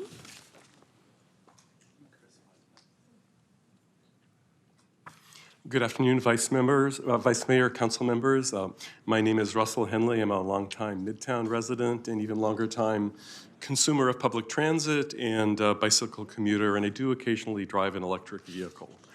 I want to start by noting that actions you've taken earlier today in approving your Complete Streets policy and the Climate Emergency Declaration are highly complementary with the principles that we see before us today in this measure. And I believe, I want to also note that I am a member of the Sacramento Metro Advocates for Transit, though I'm speaking here today on my own behalf. And I believe you have received a letter of support for your measure from SMART and from SAC Moves. And I believe that the proposal you have put forward provides broad direction that is highly consistent with the more detailed policy and expenditure plan that SMART and SAC Moves will be submitting to the Sacramento Transit Authority later this week. So I thank you for this measure and encourage your support of it. And I also want to encourage your representatives on the Sacramento Transit Authority Board to be strong advocates for these proposals, for these priorities and these principles in that body as they consider the finalization of their transportation expenditure plan in support of the new Measure A. Thank you very much. Next speakers are Casey Lizon and Chris Flores together, and then Emma Wadwani. And Chris Flores had to leave for another workshop, so I'm speaking on behalf of both of us, Casey Lizon with Sacramento Area Council of Governments, and I'm also speaking on behalf of the Mobility TAC of the Mayor's Climate Commission. The Mayor's Climate Commission adopted a set of mobility recommendations. So to achieve carbon zero out of the mobility sector, which is the largest sector of greenhouse gas emissions in the city of Sacramento and West Sacramento, it's a joint city effort. It calls for 3 strategies that have to do with significant mode shift, and so I'm here today to say that we are supportive of the guiding principles for transportation funding that are before you. Those priority areas within that principles document are exactly aligned with and support the recommendations that are coming out of the Climate Commission. They are also supportive and will help to implement SACOG's Metropolitan Transportation Plan and Sustainable Community Strategy, which has a significant greenhouse gas reduction target and VMT reduction target and mode share increase target as we are trying to accommodate growth over the next 20 years. Thank you. Thank you for your comments, Ms. Lizon. ML Wadwani, then Glenn Jackson Jr. Good afternoon. Good afternoon. I am Amel Wadwani, and I am before you as a member of SMART and SAC Moves today. SMART and SAC Moves submitted a brief letter to you this morning in support of this item, and I'm simply here following up on that to thank all of you as well as the Public Works staff for listening and responding to the community members who spoke and submitted comments at the workshop on October 29th. We greatly appreciate the work you've done, and we support the guiding principles in Attachment A of the resolution, as well as the project funding criteria that have been proposed. As Russ already mentioned, this Thursday, we will also submit to STA a policy framework, which will propose more detailed policies and guidelines to ensure that a future Measure A will meet the council's objectives. With that policy framework, I wanted to mention that we will also be recommending that the STA board direct its staff to work with SACOG and with the Sacramento Air Quality Management District to conduct a vehicle miles traveled and greenhouse gas emissions analysis of the impacts of the draft transportation expenditure plan proposed by STA and an alternative plan that could be shaped by our policy framework.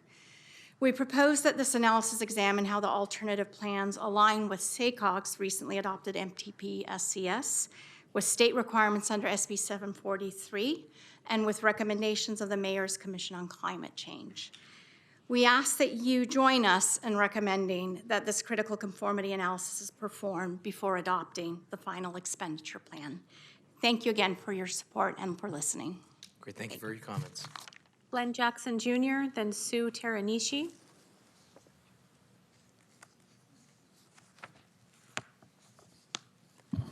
Hello, my name is Glenn Jackson Jr., and this is my first time speaking at City Hall. I've spoken 2 times before at the Sacramento Transportation Authority.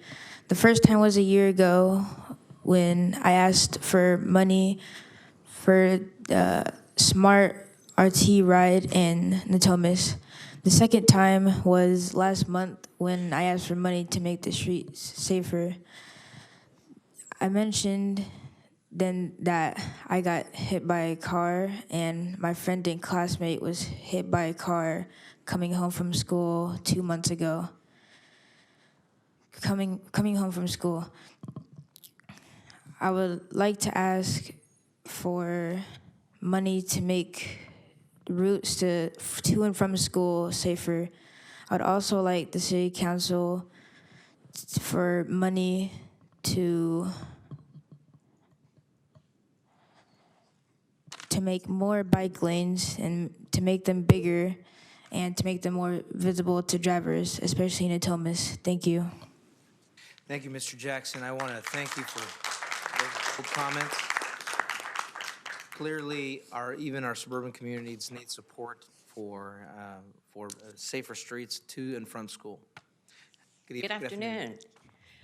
My name is Sue Taranishi. Thank you very much to all of you for your support and your leadership in drafting these guidelines. I'm also part of SAC Moves and Breathe California of Sacramento Valley. And I agree with the comments already made, supporting and thanking you. I just wanted to emphasize one other thing about the analysis that we think is really important, that hopefully SACOG will be working to develop will conduct a VMT and GHG analysis on the impacts of the draft plan and the projects. And we feel that it is critical in making the best use of the future funds to create a transportation network that will meet our goals. So thank you very much for your leadership again, and heartily support Thank you for your this comments. whole thing. Yes. Appreciate it. Next speaker is Kate Meese, and then Doug Thompson is our final speaker on this item. Good afternoon. Kate Meese here, speaking on behalf of the Local Government Commission. We also staff the Mayor's Climate Commission, and I want to emphasize the points that have been made already, that it's going to be really critical that we make sure that these investments are aligned with our climate goals. So I really commend the council and staff for putting together these guidelines and revisiting our transportation investments. Transportation is the biggest source of greenhouse gas emissions here and in cities across the nation. So how we make those investments are going to determine our future and our ability to meet our climate goals. Currently, as a state, we are not on the right trajectory. We are going to be decades behind in meeting our 2030 and 2050 goals. In addition, we don't have the funding to pay for operations and maintenance as is, so it's not a responsible choice to expand our roadways when we already can't maintain our roadways. So in particular, the ask would be in alignment with the Mayor's Climate Commission and the climate emergency resolution that you guys just adopted, that there be a VMT and greenhouse gas emission metric that is used to prioritize the projects, and specifically that the overall expenditure plan and major projects within that do nothing to increase vehicle miles traveled and greenhouse gas emissions. So no net increase in VMT or GHG. So that would be our ask, and we hope that SDA staff will work with SACOG and the Sac Metro Air District to do that analysis before any decisions are made. Thank you. Thank you for your comments, Ms. Mason. I appreciate all the local government commission work. Doug Thompson is our final speaker on this item. Good afternoon, Mr. Vice Mayor, members of the council. I'm Doug Thompson, a longtime resident of District 3. I want to first thank you for recognizing today that we are at a point of emergency. We're taking action on the climate. As a new grandfather, I offer the appreciation of future generations who can't yet speak for that future. And your proposed action now on this item is an appropriate next step. Transportation funding priorities and project decisions are probably where local governments will give the most meaning and substance to the climate emergency declaration. Staff's resolution and its attachment focus very correctly and appropriately, I think, on priorities to improve public safety, also equity and sustainability, including meeting VMT reduction targets. I ask your support for staff's resolution, but beyond that, I ask you as leaders of our city to be persistent, to be vocal, and to be persuasive with your colleagues in regional governments. It's fair to say perhaps that not all of them yet share the sense of emergency that demands we move away from business as usual on project decisions and on programs. So I ask you to do everything possible to bring your vision, our collective vision, to bear on county and regional project lists and funding decisions, starting with the new Measure A funds, as well as the additional programs which staff spoke about. That's my request to you as a follow-on to the very good resolution in front of you. Thank you. Thank you very much to all the speakers. We're going to go ahead and bring this back to the dais, and clearly this is a significant decision for us as a region, and I'm glad that our council members are coming together to have a conversation about this. Councilmember Hanson. Thank you, Mr. Vice Mayor. First, just let me thank Ryan and Lucinda. I know that this is a whole effort that you've had to undertake in a very short period of time to help us rethink our policies and strategies. And so I think you've arrived in a place that is good and I think is worthy of us supporting tonight, and I'll make the motion that we advance this. But I also think that this meeting is one of the most consequential meetings we've had in a while. Not only have we talked about homelessness and worked on that, we are working on complete streets, climate, and all these things indeed merge, especially when you have disadvantaged communities and at-risk communities. Vision Zero and the vision of a walkable, bikeable community, I think are at the heart of why we're trying to do this, along with our climate goals.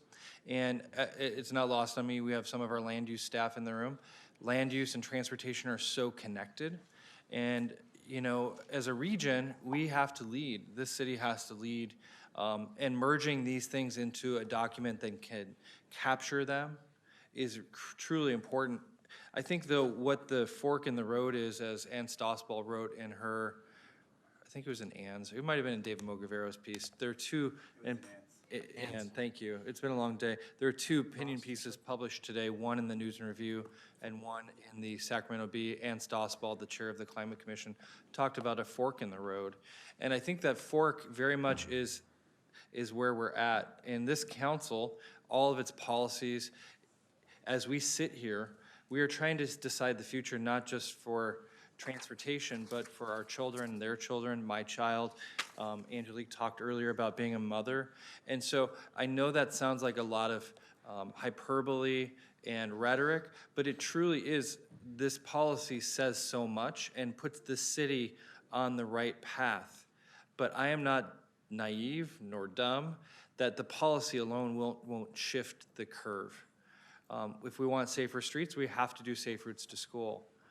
If we want safer streets, we've got to build bike lanes. We've got to build transit lanes. This policy is that framework, but what will truly also matter is what the STA board does, and then what this council chooses to prioritize going forward.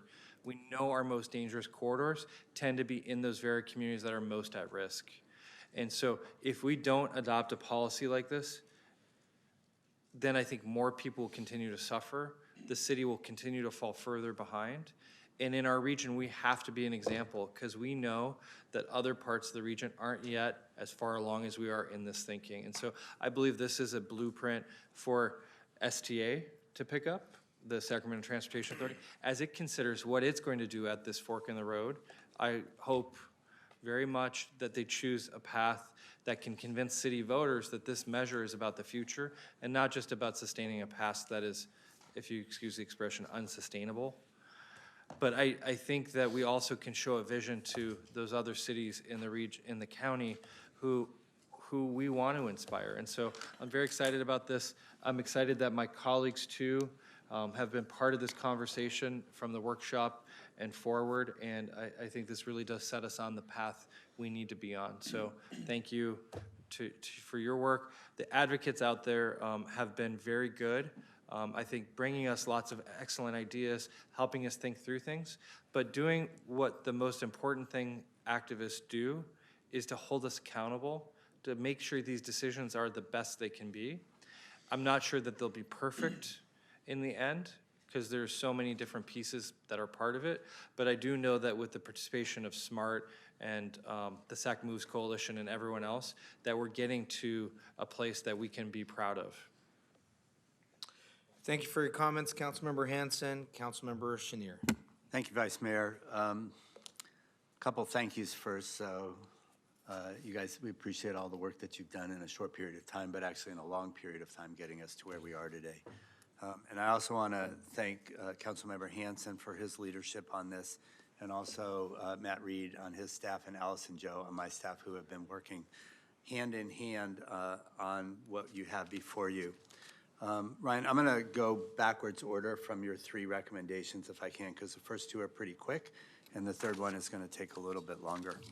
I think for us to develop some criteria around how we spend our money over time is really important. I think it's the next step for us internally. We have the external piece of how to deal with STA and RT and all of that. But really working on how we would spend whatever monies we get is going to be important. So that was your third recommendation. I'm fully in support of that. On the second recommendation on capital funding and working with SACOG to look at the formulas that we use for that currently and how we do it. And you and I had this conversation when you came to visit me. I want us to be a little bit careful on this, and here's why. There are reasons for the way SACOG does its funding.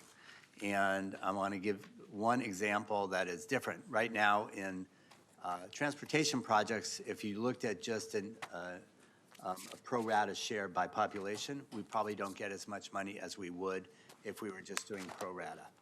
On the other hand, if you look at housing and RENA and what we're going to be asked to do as far as housing goes over the next decade, we're being asked to do more housing than we have population if you look at pro rata share in the region. I want us to be able to get more money to fulfill those needs. I would obviously always like us to get more money to fill our transportation needs, but there's a balancing act there. So going to, and I know some people have suggested this, going to kind of straight pro rata share based on population is not the best thing for the region. And I think we need to be leaders in the region as to how we develop these formulas. So I'm all for the discussions with SACOG. I think that if we can reduce the cost of applications, which is significant, and as you're right, I'd much rather spend that on transportation issues rather than on administration. As someone who writes grants almost for a living, it's not productive in a lot of ways other than when you get awarded the grant. So I just want us to be careful and have that conversation ongoing. We don't really have a place that we talk transportation or funding programs like that. I don't know if it's an additional council workshop, but as you work with SACOG, I certainly want to be involved in that conversation. I think as the only member of this dais who sits on regional transit, SACOG and STA, I'm involved in a lot of those conversations, and I know some of my colleagues really want, no? STA. Not STA, right. So anyway, so that's the number two piece. On the number one recommendation, I think what we have here is great, and I'm going to apologize in advance because I want to add some things to it, which I don't think take away from anything here, but I'm going to ask the maker of the motion as we go forward. I do want to back up for a second and say how we got here, because I think it's important, and people have talked about STA's meeting Thursday, STA's meeting in January, STA's meeting in February. I don't think we get to a solution before March, and I think that that time is really necessary for a lot of what I'm going to talk about today and really getting the community's input as we continue to go forward. This has been going on for over a year, and I want to give kudos to Supervisor Kennedy. He and I have kind of led an outreach effort that has resulted in over 120 meetings with community leaders and community organizations. The expenditure plan that you have before you, which is very much a draft, and I want to emphasize that. This is the first time it's going to STA. It's been developed by a few folks who've been working on this and taken all the input that they've gotten from these 120 meetings. And so this is a reasonable expenditure plan based on that with 7 categories, and that'll be out on Thursday with STA. But I think it's really the beginning of the discussion and not the end of the discussion. We have a lot to go on it, and how this city actually puts forward what we're doing today and how the 5 members of this dais who sit on STA go and argue for that is going to be really important. I think that, again, it's a start. It's a lot of projects that may or may not be connected to one another. I know that SACOG is working on a set of metrics. We'll formally ask for that on Thursday, but I think that's going to be really important as we go forward. We need to see what fits in with a metropolitan transportation plan that SACOG passed unanimously, which I think is a really big thing, because when you think of the 28 jurisdictions that sit on SACOG, to be able to get together and say, this is the transportation future of the region, it's important. I also think that as we move forward and if we opt to go with 40 years, which is $8 billion, we have to get it right. And if it takes us an extra couple of months to get it right, that's really important. I don't want us to be locked into something, even though we may have reviews every 10 years as we do with the current Measure A. It's important that we really understand the priorities of the city and make sure that those priorities are leading as we do this initiative. And just based on a set of projects, that's not it, but we need to kind of reframe and look at what's important. And I want to reference Ann Stossbell's piece today. Climate change is the biggest existential threat we have to our society. That's the frame that we need to use on this, and the metrics need to support how we move forward on it. So that's where I am. I think there's a lot of discussion left to have. I'm excited that we did the workshop. Thank you, Steve, for that. And I'm excited that we're moving forward and continuing to have it with a set of principles that your representatives moving to STA have as support as we go and have the discussions, because these discussions are not going to be easy. And one of the speakers who said some of the folks in the region don't think quite the same as we do is exactly right. We have different priorities. And if this is going to pass and we're actually going to get to something that's 2/3 vote, which is not easy in the first place, we have to have everybody on board.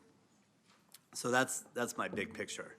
On the smaller piece, and again, I'm going to apologize in advance for this, what we didn't do when we did the set of principles was really understand and align this with what we've been doing on youth policy. So I'm sure it's a big surprise to everyone that I'm going to suggest this. So I think there's some pieces we need to add. I'd love to pass this today with some direction, but let me just kind of walk through a few of these things really quickly, and then I'm happy to, if we can provide direction to staff to work that in, that would be great. And I don't think there's anything here that would be controversial at all.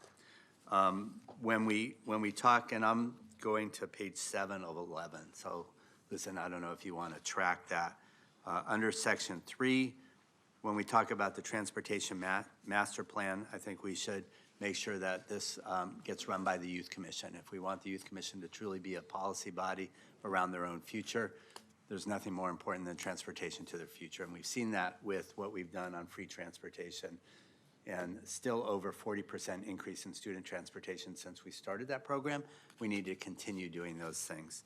So I think involving the Sacramento Youth Commission in that master plan. We also have created a Youth Leadership Academy at SACOG, and involving those 40 young people as well, I think would just warm my heart. I think that when we talk, we need to talk about education, and when we talk about promoting reductions in VMT and GHG emissions, which is that's where we are. That's the most important thing. Educational programs for young people, because if we start folks young, that's how we're going to get change as we go forward. I think we're learning a lot from the young folks who are coming to talk to us every week. I think that's fabulous. We can learn from them. We also needs to be some reciprocity there as we do education. Again, if we go to attachment A, page 9 of 11, first bullet, when we talk about greenhouse gas emissions, same thing, working with our young people and doing educational work there. On the third bullet, when we talk about mobility improvements, we also need to think about transportation to and from school. And I really want to call that out, because safe transportation to and from school is just a critical factor as we go.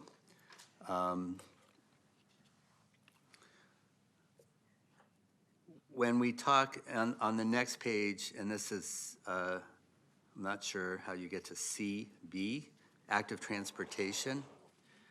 And we talk about bikes and bikeways and improving safety connections. I think to align with everything we've talked about around equity, we really need to look at-risk communities and highlight that and call that out, because that's where we have, if we talk about Vision Zero and we talk about Mr. Guerra's district and part of my district, where the most fatalities are, we really need to call that piece out just to hold ourselves accountable.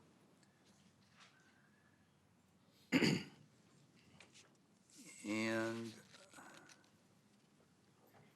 That's actually, those are the pieces I wanted to add. I think it's fairly small, but with all the work we've done around youth development and the pieces of that puzzle, I just want to make sure that that's included here. I actually, as you know, want to make sure that's included everywhere we go.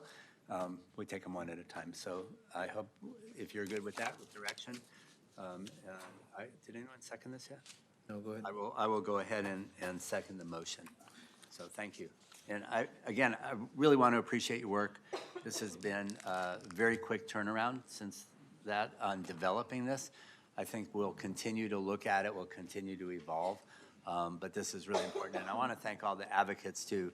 I know with SMART, our folks have met with them at least a dozen times over the last, 6 months, 5-6 months. We need to continue those discussions as we get ourselves smarter about this and work to figure out what the coalition looks like that will help pass this, because clearly we need the funds. We need the funds for Fix It First, road repair, and transit. And we need to work together to do that. So thanks very much. Thank you very much, Councilmember Chenier. So it's been properly moved and seconded. The maker of the motion has acknowledged the changes to the motion. Councilmember Harris. Thank you, Vice Mayor. I think it's interesting to note that 4 of the members who have spoken, including myself, sit on the STA board. This is a good set of principles, and I think it's very reflective of the direction that the city wants to go and in response to climate change, but also addressing the mobility needs as they change over time, especially towards active transportation and complete streets, safety goals, but Fix It First as well. So everything's been included here, and I also thank Lucinda and Ryan for your work on this. I appreciated our conversation about it as well. I just want to say that, passing this transportation measure, which would be the most significant funding, perhaps ever, for transportation needs in this region at $8 billion over 40 years, this is not a small decision that the voters will make. But a two-thirds bar to pass a tax measure is very difficult to attain. And as I said at STA, we have many, many advocacy groups who have urgent feelings about their needs. We have people on the eco side who are very concerned about climate change. We have rail advocates who rightly say that, moving people onto trains is a way to meet our climate change goals.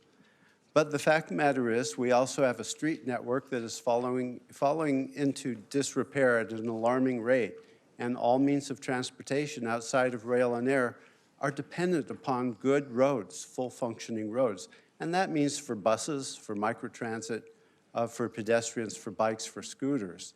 So at STA, we have to balance these needs. And as I said there, if we don't pass the measure, we don't get $8 billion for anything. And we know that our status quo right now is very difficult to bring this set of principles into fruition. So it's going to be a very interesting discussion Thursday at STA. Obviously, a lot of people have thought about this very deeply, and they've made their concerns well known to the STA board. There are different pressures on different electeds from different jurisdictions. It's going to be kind of a tough goal to attain to pass this tax measure. I hope that we can. I hope that we come to a reasonable transportation expenditure plan where everybody gets something, but not everybody will get everything. That's to be guaranteed. I'd just like to conclude by saying this is a good piece of work, and I do think it's very reflective of the goals of Sacramento City and its inhabitants, and I'm happy to support it.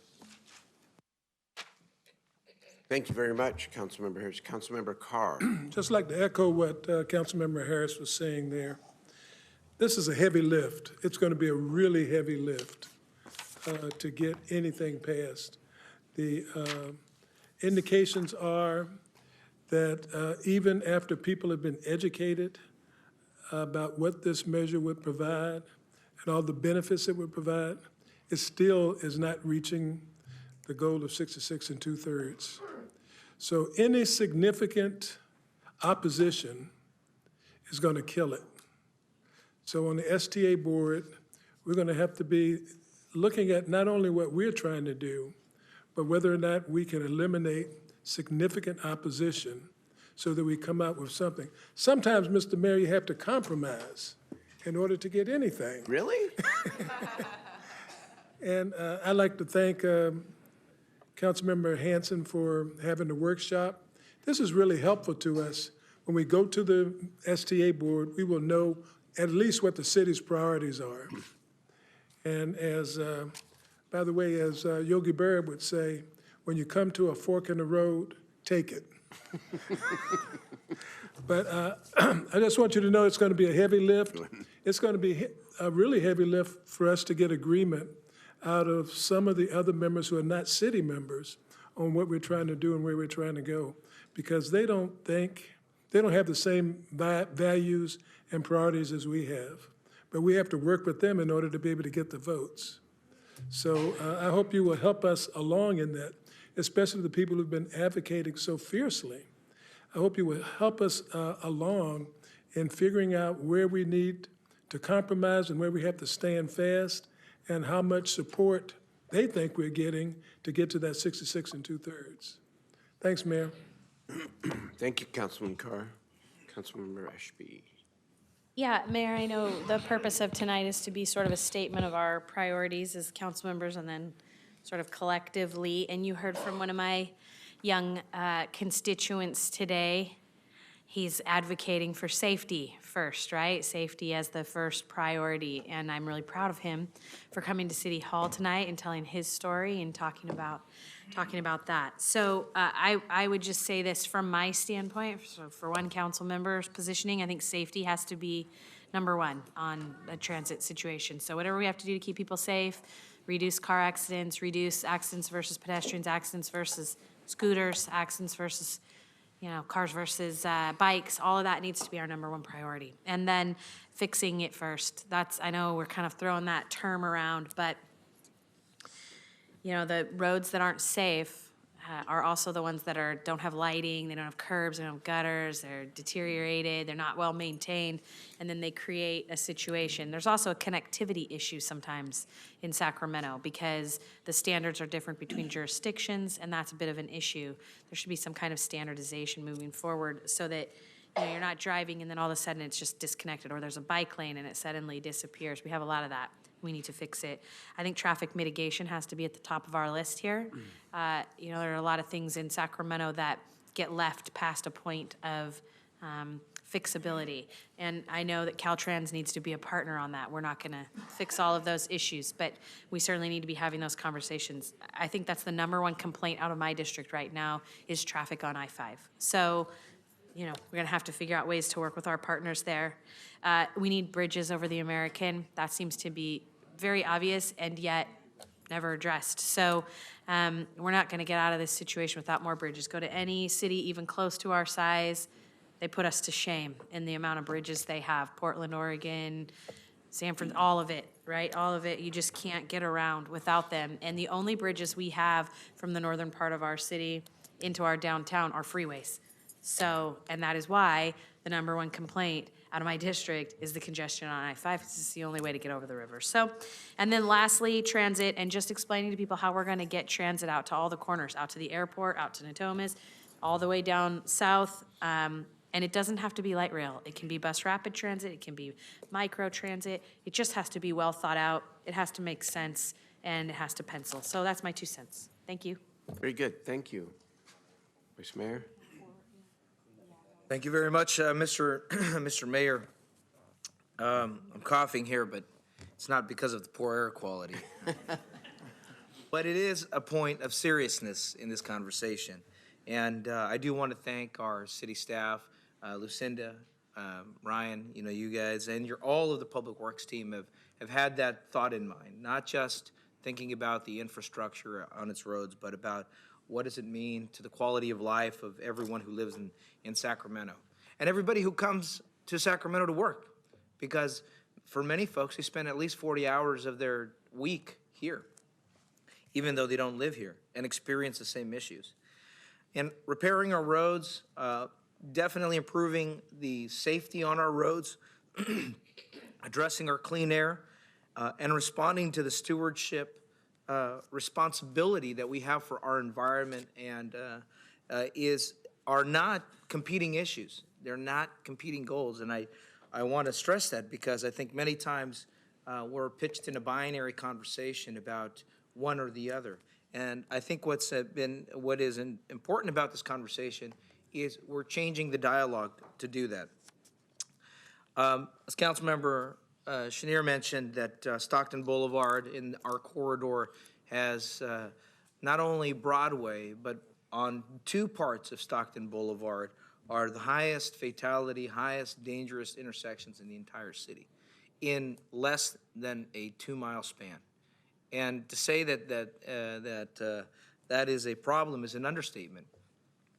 And part of it is because our big chunk of our city, as it is an 1849 city, was designed when those were highways. They were state highways. And so it requires us to really think differently. And as we try to address the air quality and create the future mobility options of the future, we're doing an amazing effort now to electrify all our school buses through the Air Quality District. And I know Councilmember Hansen started that off when he was chair of the Air District, and I get the chair of the Air District now. And all the future technology that'll happen through the California Mobility Center, we're also going to need functioning infrastructure and roads to do that. To Councilmember Harris's point, this is about thinking about how do all of these pieces come together. What this proposal does is it balances both aspirational goals and also to the real immediate needs that our city have today. When we talk to our constituents, they say our roads are old. They recognize they are over 50 in many cases years old, and they've shown that wear and tear. But how do we repair our roads? How do we address our infrastructure? With the same time, making sure we're thinking about the redesign of those roads so that they provide safety for our constituents. For too long, we've seen the quality of life in other growing cities degrade. Let's learn from those regions that have grown and made that mistake. If you go to Los Angeles and see the quality of life of a growing region and what has happened there, they've expanded. Now they've got sprawl issues, and the quality of life for residents there is that they spend at least 2 hours to commute, and many times from multiple counties. And to what effect? The air quality is poor, their time for their family is limited, and congestion only continues to stay the same. I think what we're trying to, I know what we're trying to accomplish here is to make sure that we're meeting our climate change goals, recognizing that our emergency climate change goals are critical, and that the safety of our kids is critical. The safe routes to school, we talked about that through Vision Zero today, about how we have had young kids hit on our roads, going to community centers and going to school. That should be something that a parent feels comfortable saying, yes, go ahead and go a few blocks away and go to the George Sim Community Center. Go ahead and go watch, the West Campus soccer team, play at their new field. Or go and watch Hiram Johnson, or go participate in the future First Tee program at Hiram Johnson and participate in those. But if we don't feel that they can do that as pedestrians or as cyclists, then we fall victim to what Councilmember Harris said. We get in our cars and drive them a few blocks away, which doesn't help our congestion, doesn't help our air quality goals. I want to concur and say that if we're going to be passing a measure that is a 40-year measure, we have to bring in the conversation of those who are going to be living it for the next 40 years. We have to bring them in early and get their thinking as well. So I want to concur with Councilmember Chenier's point about ensuring that our Youth Commission and the Youth Leadership Academy of the Sacramento Area Council of Governments is included in this. I also want to make one small significant change here, and that is on Attachment A, to ensure that we bring in equity into the conversation as well. I know we have it there, but under high-quality transit, I want to make sure we put in adequate service to corridors such as the bus rapid transit on Stockton Boulevard. We're looking at this as a test bed.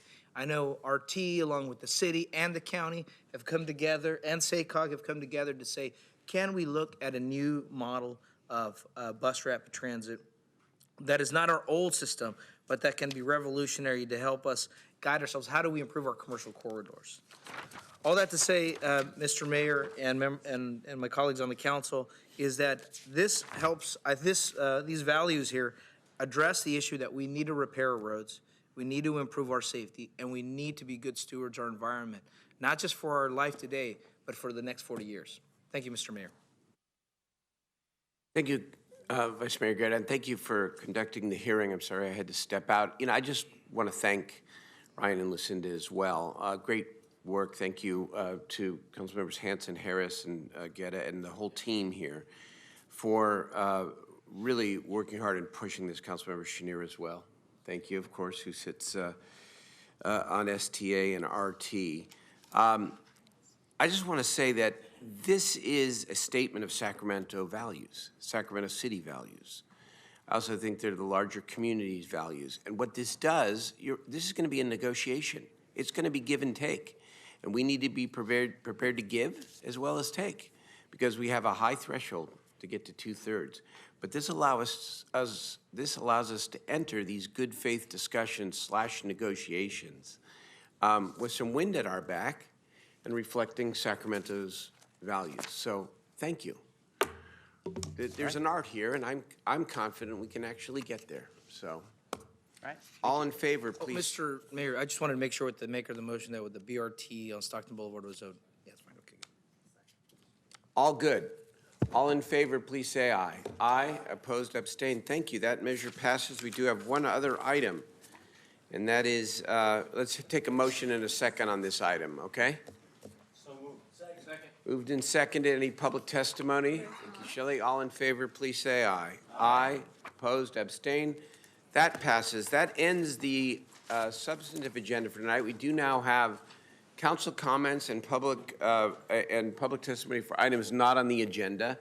Do council members want to go quickly here in terms of, let's take the public first. They've been waiting a long time. Let's go. Let's hear from members of the public. Okay? I have Thank you. Rick. 17 speakers signed up to speak. To sleep? To speak, sorry. Please, I believe a few folks have left, so please line up in the center aisle. The first is Sally Safiro, then Kevin Carter, Zuzu Schmidtke, then Rebecca Person.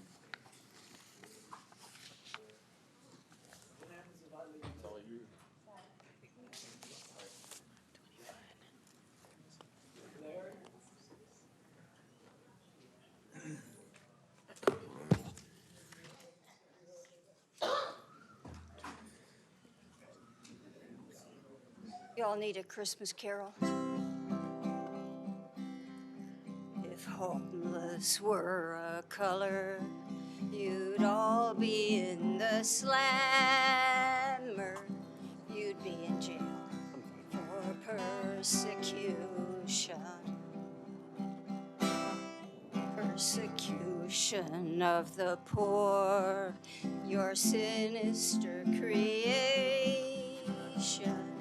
You've kept them down since 1984. They have no hope, no place to find a refuge from a world that punishes its most vulnerable. Fall into jail, or at least return to the forest where you belong, to learn where your wealth comes from. You're paid to help us all here. The bailiff calls Next speaker is Kevin Carter.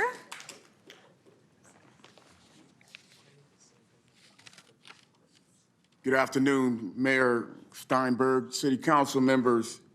First, I want to say that this is International Human Rights Day, and I'm here on behalf of the Poor People's Campaign Moral Revival. And I'm here because of the condition that we face in human rights for the poor and the homeless. And what I come to request and ask for that we hold an urgency of now here in the city of Sacramento. I know that you guys are doing great work to make the necessary needs for the transition for the homeless, but right now we need some warming centers. And that's an urgency for right now. And that's a human right issue, not just for the right for them to have warming center, but places for them to utilize themselves to go to the bathrooms, the restrooms, the feces, and the urination. These things are important. These are human issues. I wear the shirt that represents the Reverend Dr. Martin Luther King Jr. This is what this shirt is that represents when we talk about poverty and homelessness in the moral campaign of the Poor People's Campaign that represents 52 years here today. Tomorrow I'll be going to San Francisco for the More Tour. And what we're asking the city of Sacramento, we appreciate what you're doing now, but we need you to do more. We need you to do more. Everybody has a right to live, and we live in the urgency of now. So we're asking you to step up in each and every one of your districts and open up these warming centers, because this is going to lead to famine and disease and kids being sick out here that are homeless, that have no place to go. Thank you. Our next speaker is Zuzu Schmidtke, then Rebecca Person. Zuzu? No, Rebecca Person. Rebecca, thank you. Following Rebecca is Carol Rogers. Hi, Mayor, Councilman Jennings, and Councilman Carr, and rest of the council. Hi, my name is Rebecca Person. I am an active member in the Valley High Meadowview community. And I'd say September 2017, Mayor, I came here and spoke for Advanced Peace. And you said it was gonna come, they came, and it turned out to be a piece of the puzzle that we needed in our community. And I'm just coming here to advocate and say that Advanced Peace is necessary to continue in our community. I work with them on a constant basis every day. If it's 1, 2 in the morning, calling them about a shooting that's happened in the community, they take my calls, maybe half asleep, but they get up and go out and, do what they're supposed to do. And I see their work firsthand that they do at the Valley High Macro Community Center. And I just feel like they're a necessary tool that we definitely need to keep consistent in our city. And my experience has been good. I appreciate everything that they do with the youth in our community. And that's all I've come to say. Thank you for coming. As you know, this is public, right? That the city manager announced today, of course, that under his authority, that he has agreed, after considering everything and working with the community and law enforcement, that he has decided to extend the Advanced Peace Project. Thank you. So that's Thank you. news. And by the way, you are all welcome to come up and speak, but now that I shared that news with you, maybe you don't all want to come up, although you'd be all welcome to come up. But if you wanted to kind of huddle for a moment, that would be fine too. Whatever you want. Thank you, Mayor. Thank you. Thank All you, right. City Manager. I appreciate it. Yeah. Thank you. Thank the city manager. Very Next good. speaker is Carol Rogers, then Julius Theobald. Okay. Hi, thank you, City Manager, for that. And thank you, Mayor Steinberg and City Council for hearing us tonight. I'm with Moms Demand Action. My name is Carol Rogers. I also want to thank and recognize Mayor Steinberg for signing on to the Mayors Against Illegal Guns. Moms Demand Action does a lot of work within the community to educate and legislate around the issue of gun sense and gun safety. We are in support of the Second Amendment. We have gun owners and non-gun owners as part of our thing. We have mothers and others are members of our organization. And Moms Demand Action, in conjunction with the Giffords PAC, the Brady Campaign, Advance Peace, a coalition to stop gun violence, and many others, worked hard to get the increase in the state budget from $9 million to $30 million to support nonprofits who are working in the community to stop city gun violence. Advance Peace here in Sacramento is one of those organizations. We support them wholeheartedly. We're a community partner with them. And I just want to thank you again for renewing the contract with Advance Peace. Thank you. Thank you. Next speaker is Julius, then Mimi Budd, Julius Thibodeau, and then Mimi Budd and Rebecca Gonzalez.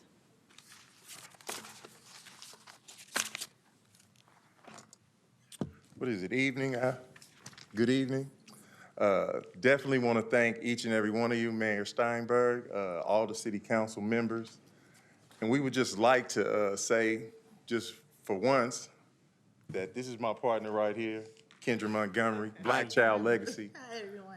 We just want everyone up here to be able to feel good about what you're doing. We understand that you're championing this. This is a situation where it's a controversial program, but California is leading the way. Just the same way you have Bloods and Crips all over the country, but the Credible Mentorship Program is all over the country. So just the same way that they blame us for this gangbanging thing, we're also leading the way in reducing gun violence and reducing gang violence. And this is something that you can be proud of, but you're doing things that are different, inventive, things that are new, and things that may be criticized.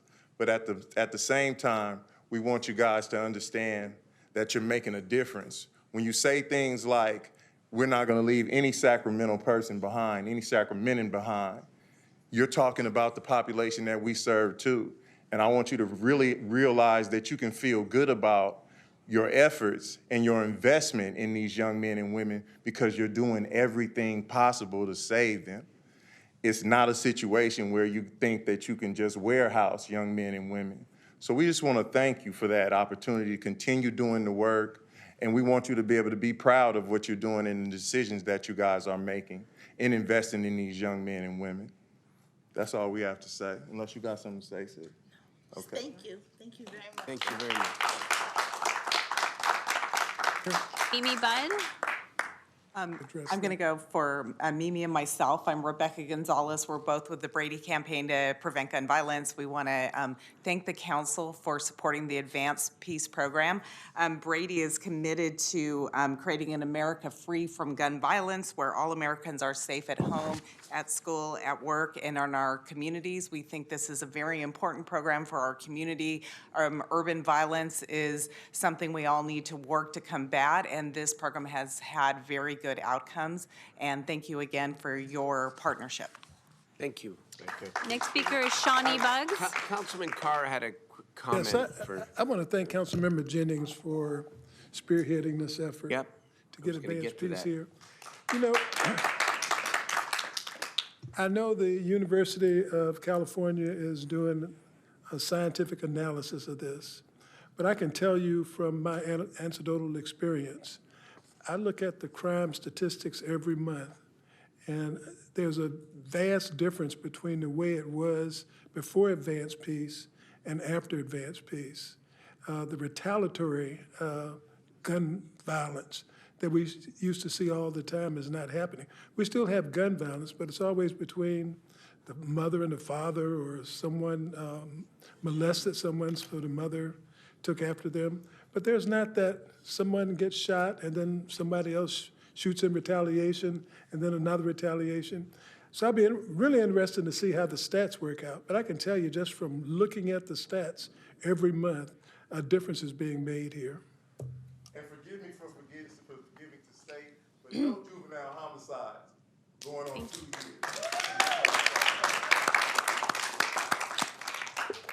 Our next speaker is Shawnee Buggs and Michael McLively, then Brittany Nito. Good evening. My name is Dr. Shani Buggs. I am a gun violence prevention researcher and a postdoctoral fellow at UC Davis Health. And I want to thank Mayor Steinberg, City Manager Chan, and the members of the City Council for extending the contract for Advanced Peace. As a policy and program analyst focusing on community-level gun violence, I am keenly aware of efforts around the country to reduce interpersonal gun violence. And Advanced Peace is one of those few efforts in the country that is so fiercely committed to individual and community transformation. The program's devotion to unparalleled engagement and change where other systems, strategies, and initiatives have fallen short is critical to achieving substantial and sustained violence reduction. And I applaud the city's leadership in continuing to invest in such an important endeavor. In its short presence to date in Sacramento, Advanced Peace has achieved notable violence reduction in the communities where it has been implemented. With your continued support, the program and its dedicated staff will be able to build on what they have already started and continue to make meaningful gains in the way we engage those who are most isolated and disconnected from supports, services, and a quality of life that most of us take for granted. Again, I thank you all for your decision to extend the contract for Advanced Peace and to continue to invest in this effective violence reduction program. Thank you. Again, just so folks understand, this city manager's decision, but with, again, the leadership of Councilmember Rick Jennings, who really has been the champion among champions for young people and specifically for this intervention. And I love the news. And, you know, we can debate cause and effect. I get it. But no youth homicides, juvenile homicides in the city of Sacramento. That's 2 years in a row. 2 years. That's something to be proud of. Got it. Michael McLively, then Brittany Netto, and then Nia Moore Weathers. Good evening, members of the City Council. My name is Michael McLively. I'm a senior staff attorney at Giffords Law Center to Prevent Gun Violence. We're a national gun violence prevention organization named after Gabby Giffords, who I'm sure you'll recall is the former congresswoman from Arizona who was shot in the head at a constituent event back in 2011.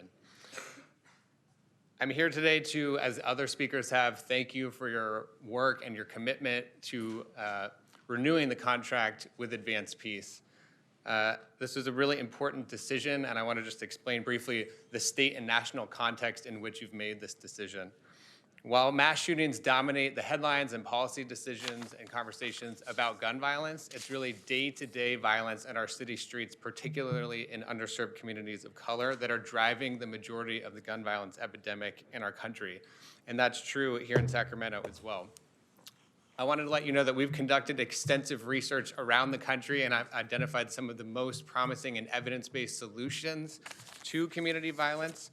And around the country, the cities that are having the most success on this issue are those that are providing intensive intervention services to a small number of very high-risk individuals. And that is exactly the model that Advanced Peace follows. And as we've heard, this is having an enormous public safety benefit here in Sacramento. I also want to assure you that Sacramento is not alone in committing to this type of strategy. We have seen huge reductions in violence in cities like Richmond, California, where gun violence and gun homicide is down nearly 70% in recent years. Similar results based on similar programs in cities like Salinas, Los Angeles, and Oakland, where gun violence is down 50% in recent years.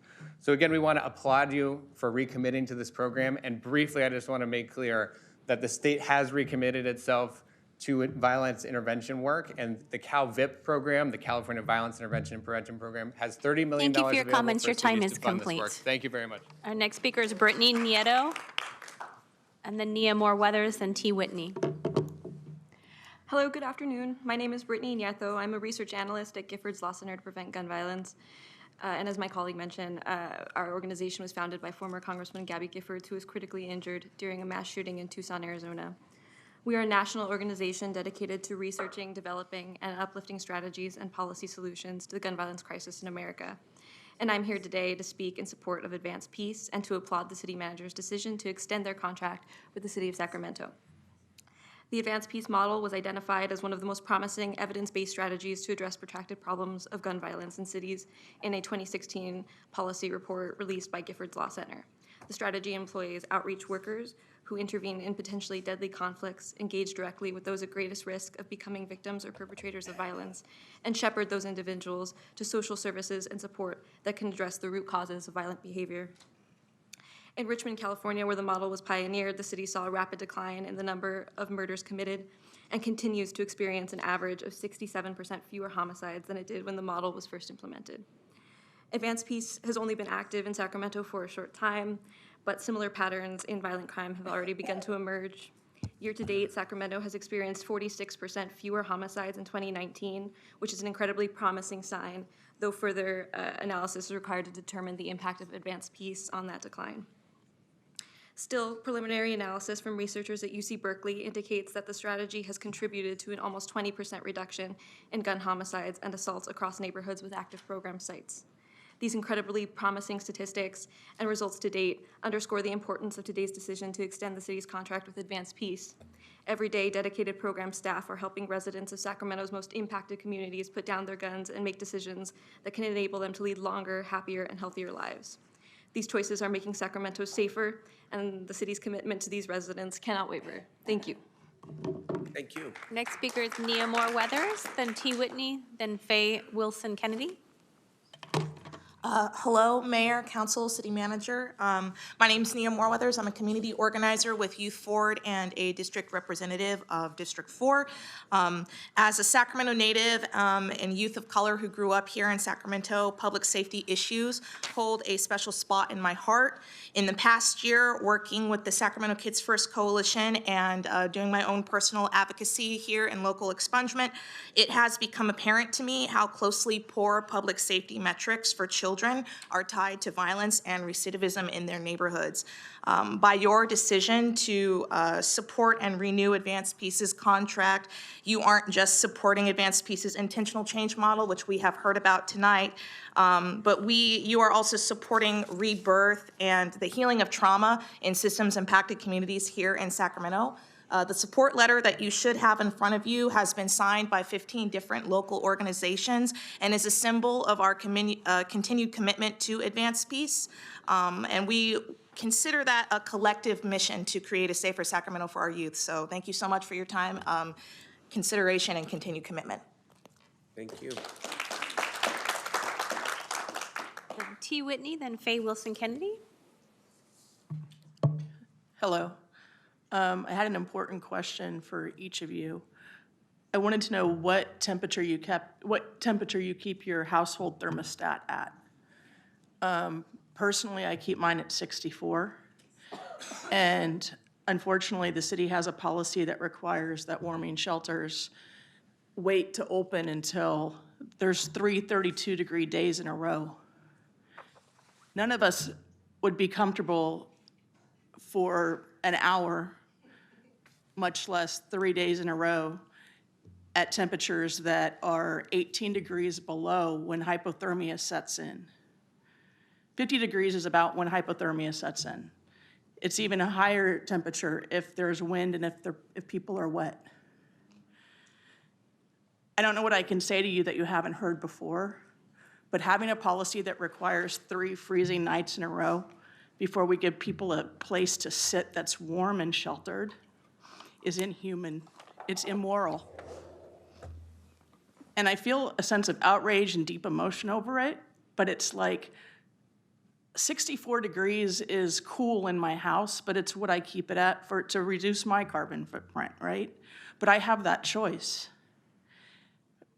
It's 4 degrees lower than what SMUD suggests that we keep it at for energy efficiency. And here we are, yet again, at the precipice of winter, or actually we're just getting into the cool temperatures, right? And people are gonna start dying again. And you have the power to stop that. I mean, just open them now. Open them now. Every single night there should be a place that's warm and sheltered for people to sit, because you don't even allow them to sleep there. Just allow them to sit in warmth.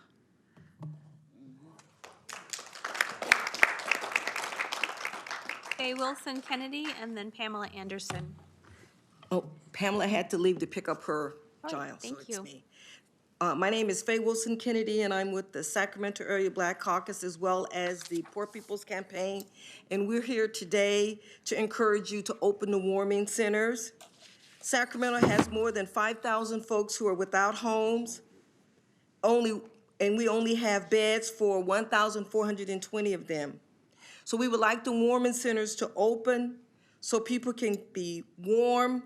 Just Tuesday before Thanksgiving, I was right outside here serving the homeless and became ill because I was in the wet rain serving folks. So if I got sick just from one night out there, can you imagine our neighbors, our brothers and sisters, spending every day and every night out there? Come Thursday, the weather forecast is rain. So we're asking you on behalf of our brothers and sisters who are without homes to please open the warming centers for them. Today you made history. Today, December 10th, International Human Rights Day. You passed the climate change emergency. You addressed homeless shelters in Meadowview. Thank you very much. You passed transportation issues. Please open the warming centers for my brothers and sisters on the streets, and thank you very much. Next speaker is Robert Copeland. Following Mr. Copeland is Chelsea Reed, who is our final speaker this evening.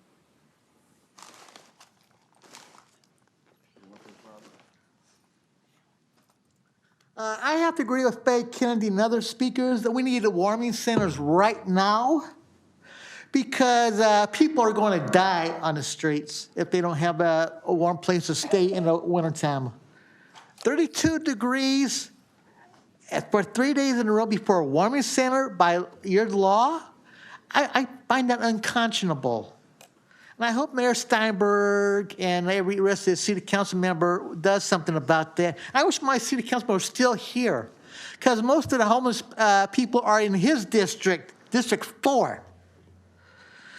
And I had a request from a neighbor of mine who wants to know when the old Twin Rivers apartment complex is going to be rebuilt because she was one of the former tenants there. And could you do me all a favor? Quit filibustering all the time. Thank you. Chelsea Reed. This is Celeste Reed. Hi, sorry. I don't even know where to begin. For the last 3 years, I've been trying to get into a homeless shelter. I've been on the homeless wait list for a shelter for over 3 years with the Department of Human Assistance. Also, and housing. I've been going back and forth with them trying to get housing. They tell me 1 minute I'm gonna move in any day to, you didn't meet the criteria because you're not disabled. Even though that wasn't the criteria when I applied for housing. So I came to Mayor Steinberg's office and I talked to his secretary, Luis or whatever, and I told him that I felt like housing was discriminated against me because they housed somebody that wasn't even homeless that applied after me. And I had proof of it, so I turned it into him or whatever. So he contacted housing for me, and he made them contact me back. They told him that I had to start all the way over, back on the list from the beginning. I did everything that they told me to do, and here we are again. They pulled my name, and then they say I don't meet the criteria because I'm not disabled. I never put I was disabled. I have an infant child that got sick from Tent City. I bought an RV, and then the homeless outreach team took my RV. They put me in jail for crying, and they're still holding me back and forth in court. I was in court yesterday, and I cried in there, and they got upset. I don't know what to do. I'm just trying to get housed. This is ridiculous. I've done everything. I've applied for women's empowerment. They told me I was too competent. Every housing place out here in Sacramento I have applied for, and I have proof of this. I don't understand. So can I, Mr. Conlon, who's the assistant city manager who oversees our homeless services programs, along with Emily Halkin, is right back there, and he will try to help you at a minimum to make sure that we can try to get you inside tonight, if it's a hotel voucher or something, motel voucher, something that we can do while tomorrow, the next day we can try to figure it out for you, okay? We don't want to see anybody out there. We really don't. Since you came to City Hall, let's see if we can try to get you inside. I've been here before. Your secretary, Luis, has helped me, and I'm grateful to God for him. I'm just like, I don't understand. Let's turn back to Mr. Conlon here and see if we can help you, okay? Okay. Thank you. Thank you. Okay. Thank you. All right. Thank you. Council comments, please. Councilmember Harris had to leave. Councilmember Carr. Yes, I know tonight we just approved transfer of funds for the shelter, but eventually we're going to be doing a sole source, I understand, for the shelter, and it's going to be over $4 million, I guess. So I just want to remind that we do have the policy that if a contract is over $1 million, we will hire people from those areas that have been most impacted to fulfill that contract.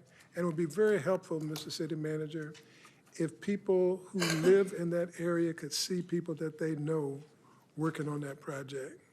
Okay, very good. I agree. That's good reminder. Thank you, Councilman Carr. Councilmember Jennings. Thank you, Mayor. Couple things.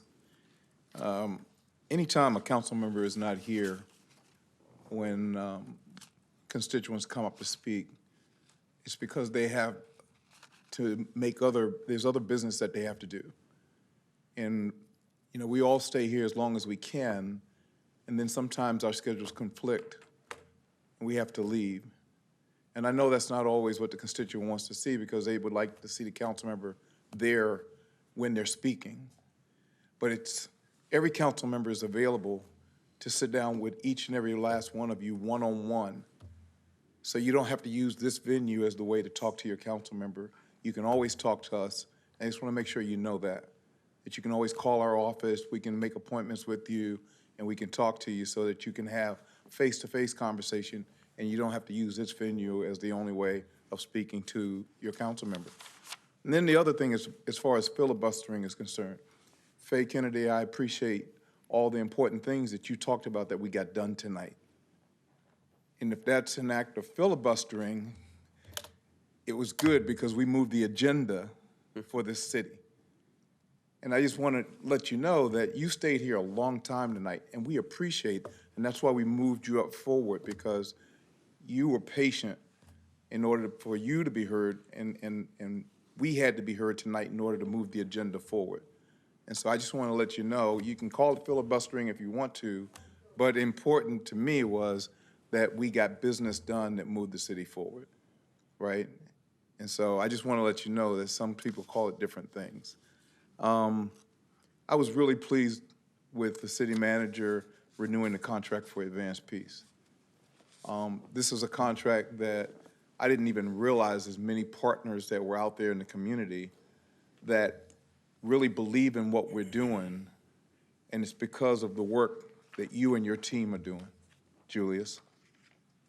And you don't get enough credit for the work that you and your team is doing in the city of Sacramento. And I just want to stop for a second and say thank you to you and the team that works every single day. Where's the rest of your team, the ones that are here? Stand up if you will. I want to just give you a quick round of applause.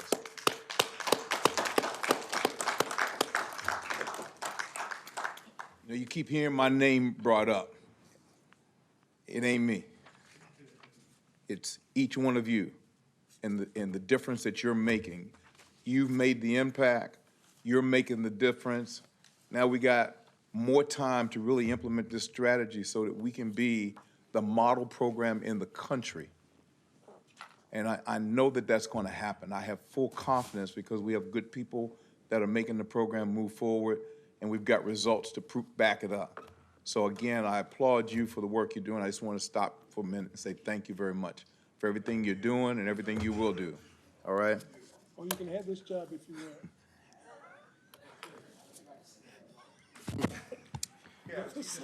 And thanks for being so patient today, really, Yeah. and sitting through all this.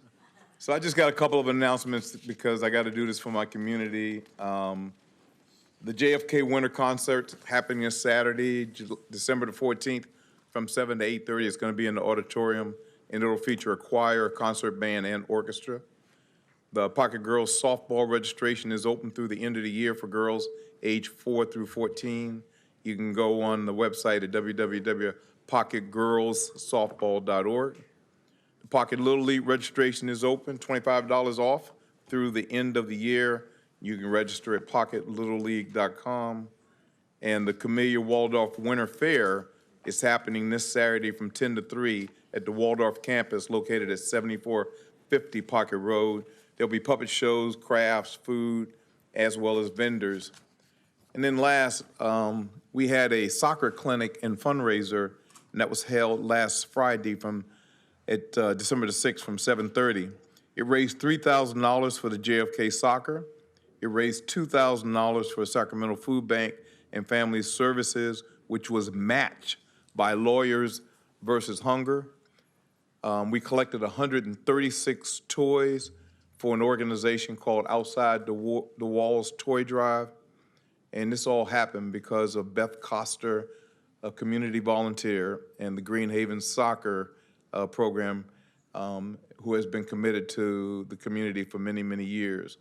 This is going to help make Christmas for a lot of people. So I just want to personally thank them, too, for the effort they did to collect these toys and make a difference with the soccer clinic for those kids that were able to participate. And so with that, thank you very much, Mayor. Thank you, Councilman Jennings. Councilman Brashby. Baseball. Thank you, Mayor. Neil's there for 1 second. Okay, 3 things, 2 fun, 1 not so fun. First of all, it's time for our District 1 annual Santa in Natomas event, which is really fun, and I just want to make this offer to any of you. Councilmember Guerra was there last year. City Manager Howard Chan has been a beneficiary of this, but any of you that want to sort of see how we do this, Mayor, you probably come out with me. What's the date? It's 4 different days, so if you want to do it, we'll come work with your office and explain to you how it works. But 4 nights, and so the first 2 are this Thursday and Friday, and the next 2 are next Thursday and Friday. And basically, Santa comes with the firefighters and the police officers and makes his rounds with our youth committee. We have about 60 kids that come out with us, too, and we hand out candy canes, and literally, we will meet up with thousands of our constituents over those nights. It's a lot of fun. It's a good time. You should come out. We literally come to where you live, so I expect to see you there. And that is this Thursday, Friday, next Thursday, next Friday, but check the Santa in Natomas Twitter feed for the routes or our website for all the dates and times and stops. It's bananas and a lot of fun.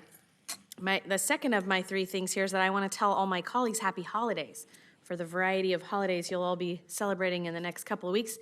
In case this has passed your attention, this is the last time we will gather as a group before 2020. So I want to wish you all a blessed new year in case we don't get to be together before then. And of course, Merry Christmas and all the other holidays that everyone will be celebrating over the next few weeks. And then lastly, not to end on a super sad note, but at the council meeting last year was tomorrow. And a year ago tomorrow was Amber Clark's death. Oh, jeez. So you may remember that around 6 o'clock on that night, I got a weird call. I got up and left the council meeting. I think I called one of you back and told you what had happened. Amber Clark was the lead librarian in my district, and she was murdered by a disgruntled person who is really new to Sacramento. But he just had a thing about librarians. He had a thing about librarians in Missouri, where he came from. He'd only been here for a couple of months. Kind of picked her out of the crowd. In some ways, not surprising, because she's beautiful and nice and kind and engaging, and in other ways, brutally tragic.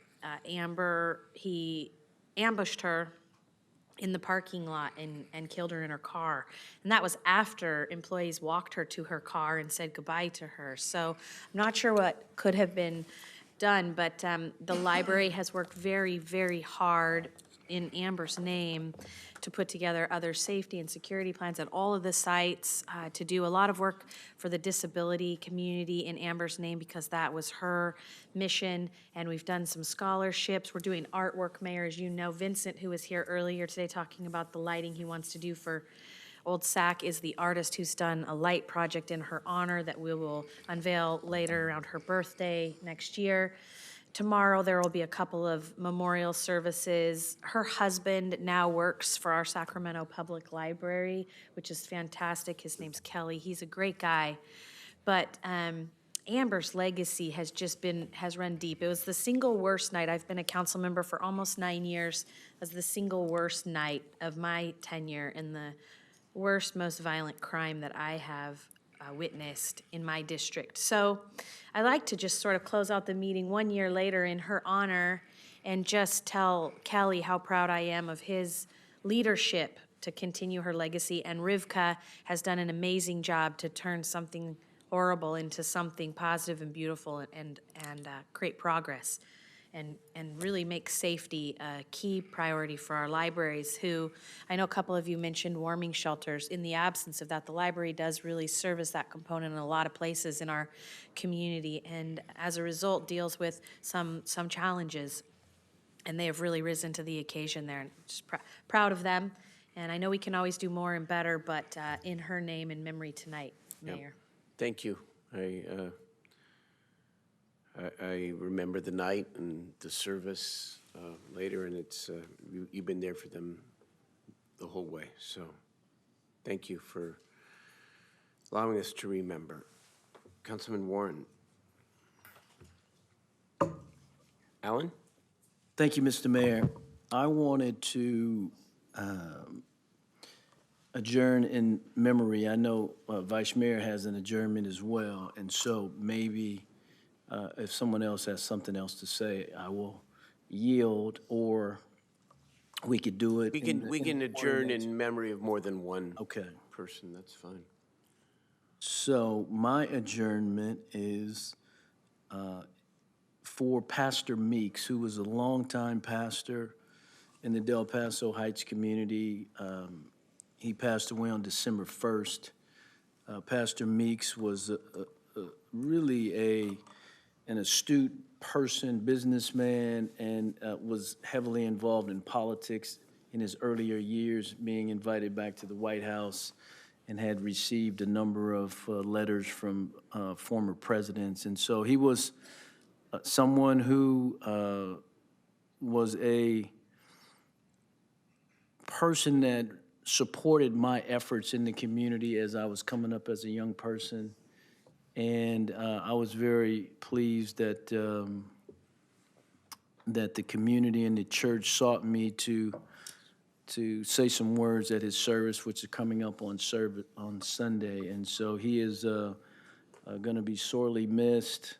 I'm sure the people in his church and the people of our community, but he was really a wonderful man, and he committed his life to improving the community in which he lived, which was lived in and was the pastor in, which was the North Sacramento community, and in fact adjacent to Strawberry Manor and in Del Paso Heights community. He was kind of a link in between both communities, and so he will be sorely missed. So thank you.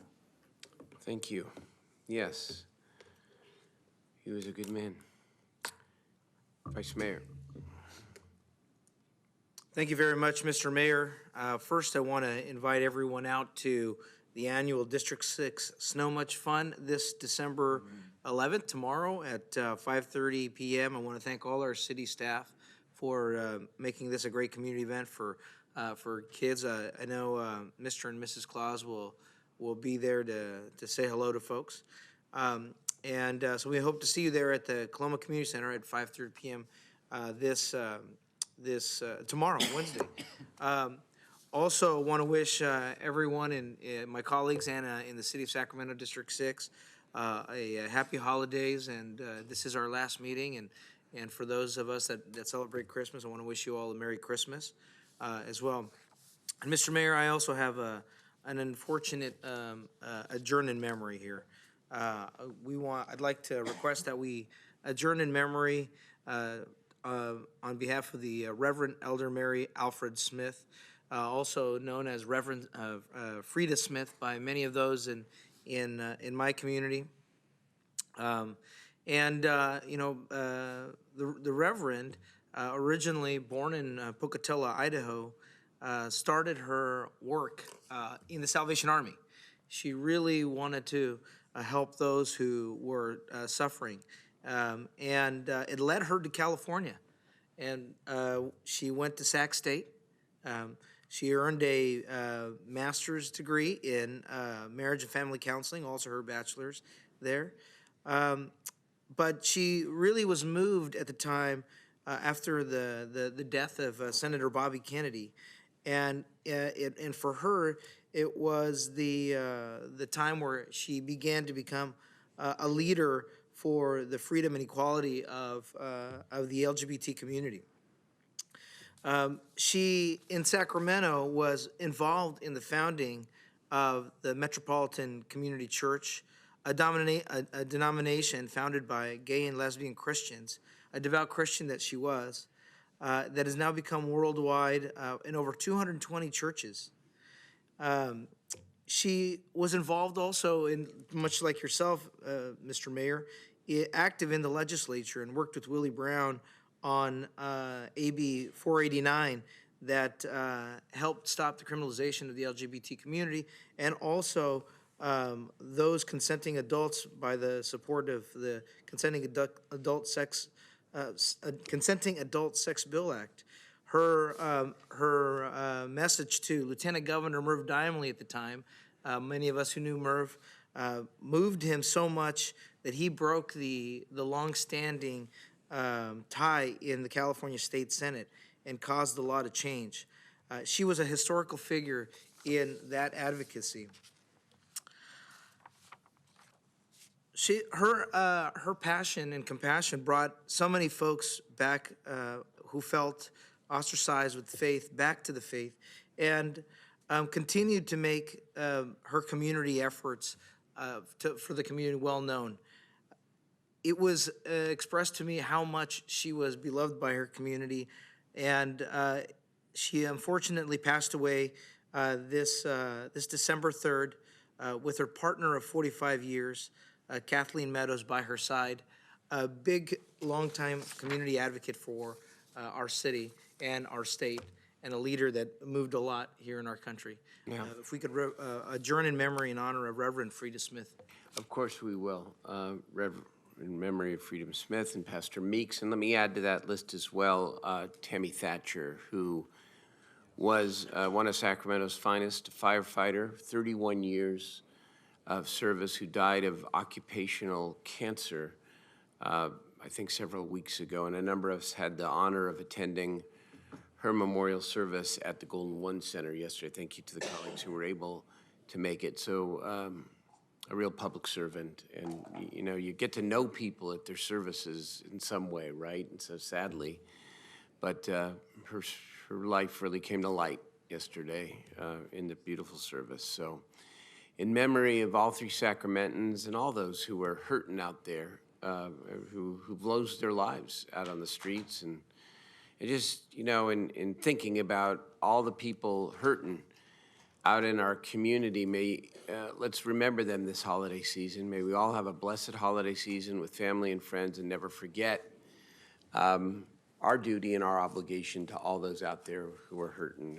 Thank you very much. Long but good meeting. Happy holidays to everyone. My colleagues, hopefully I'll see you a little bit over the holidays.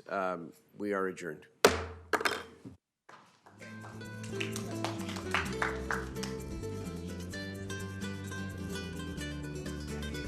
can I give it to you?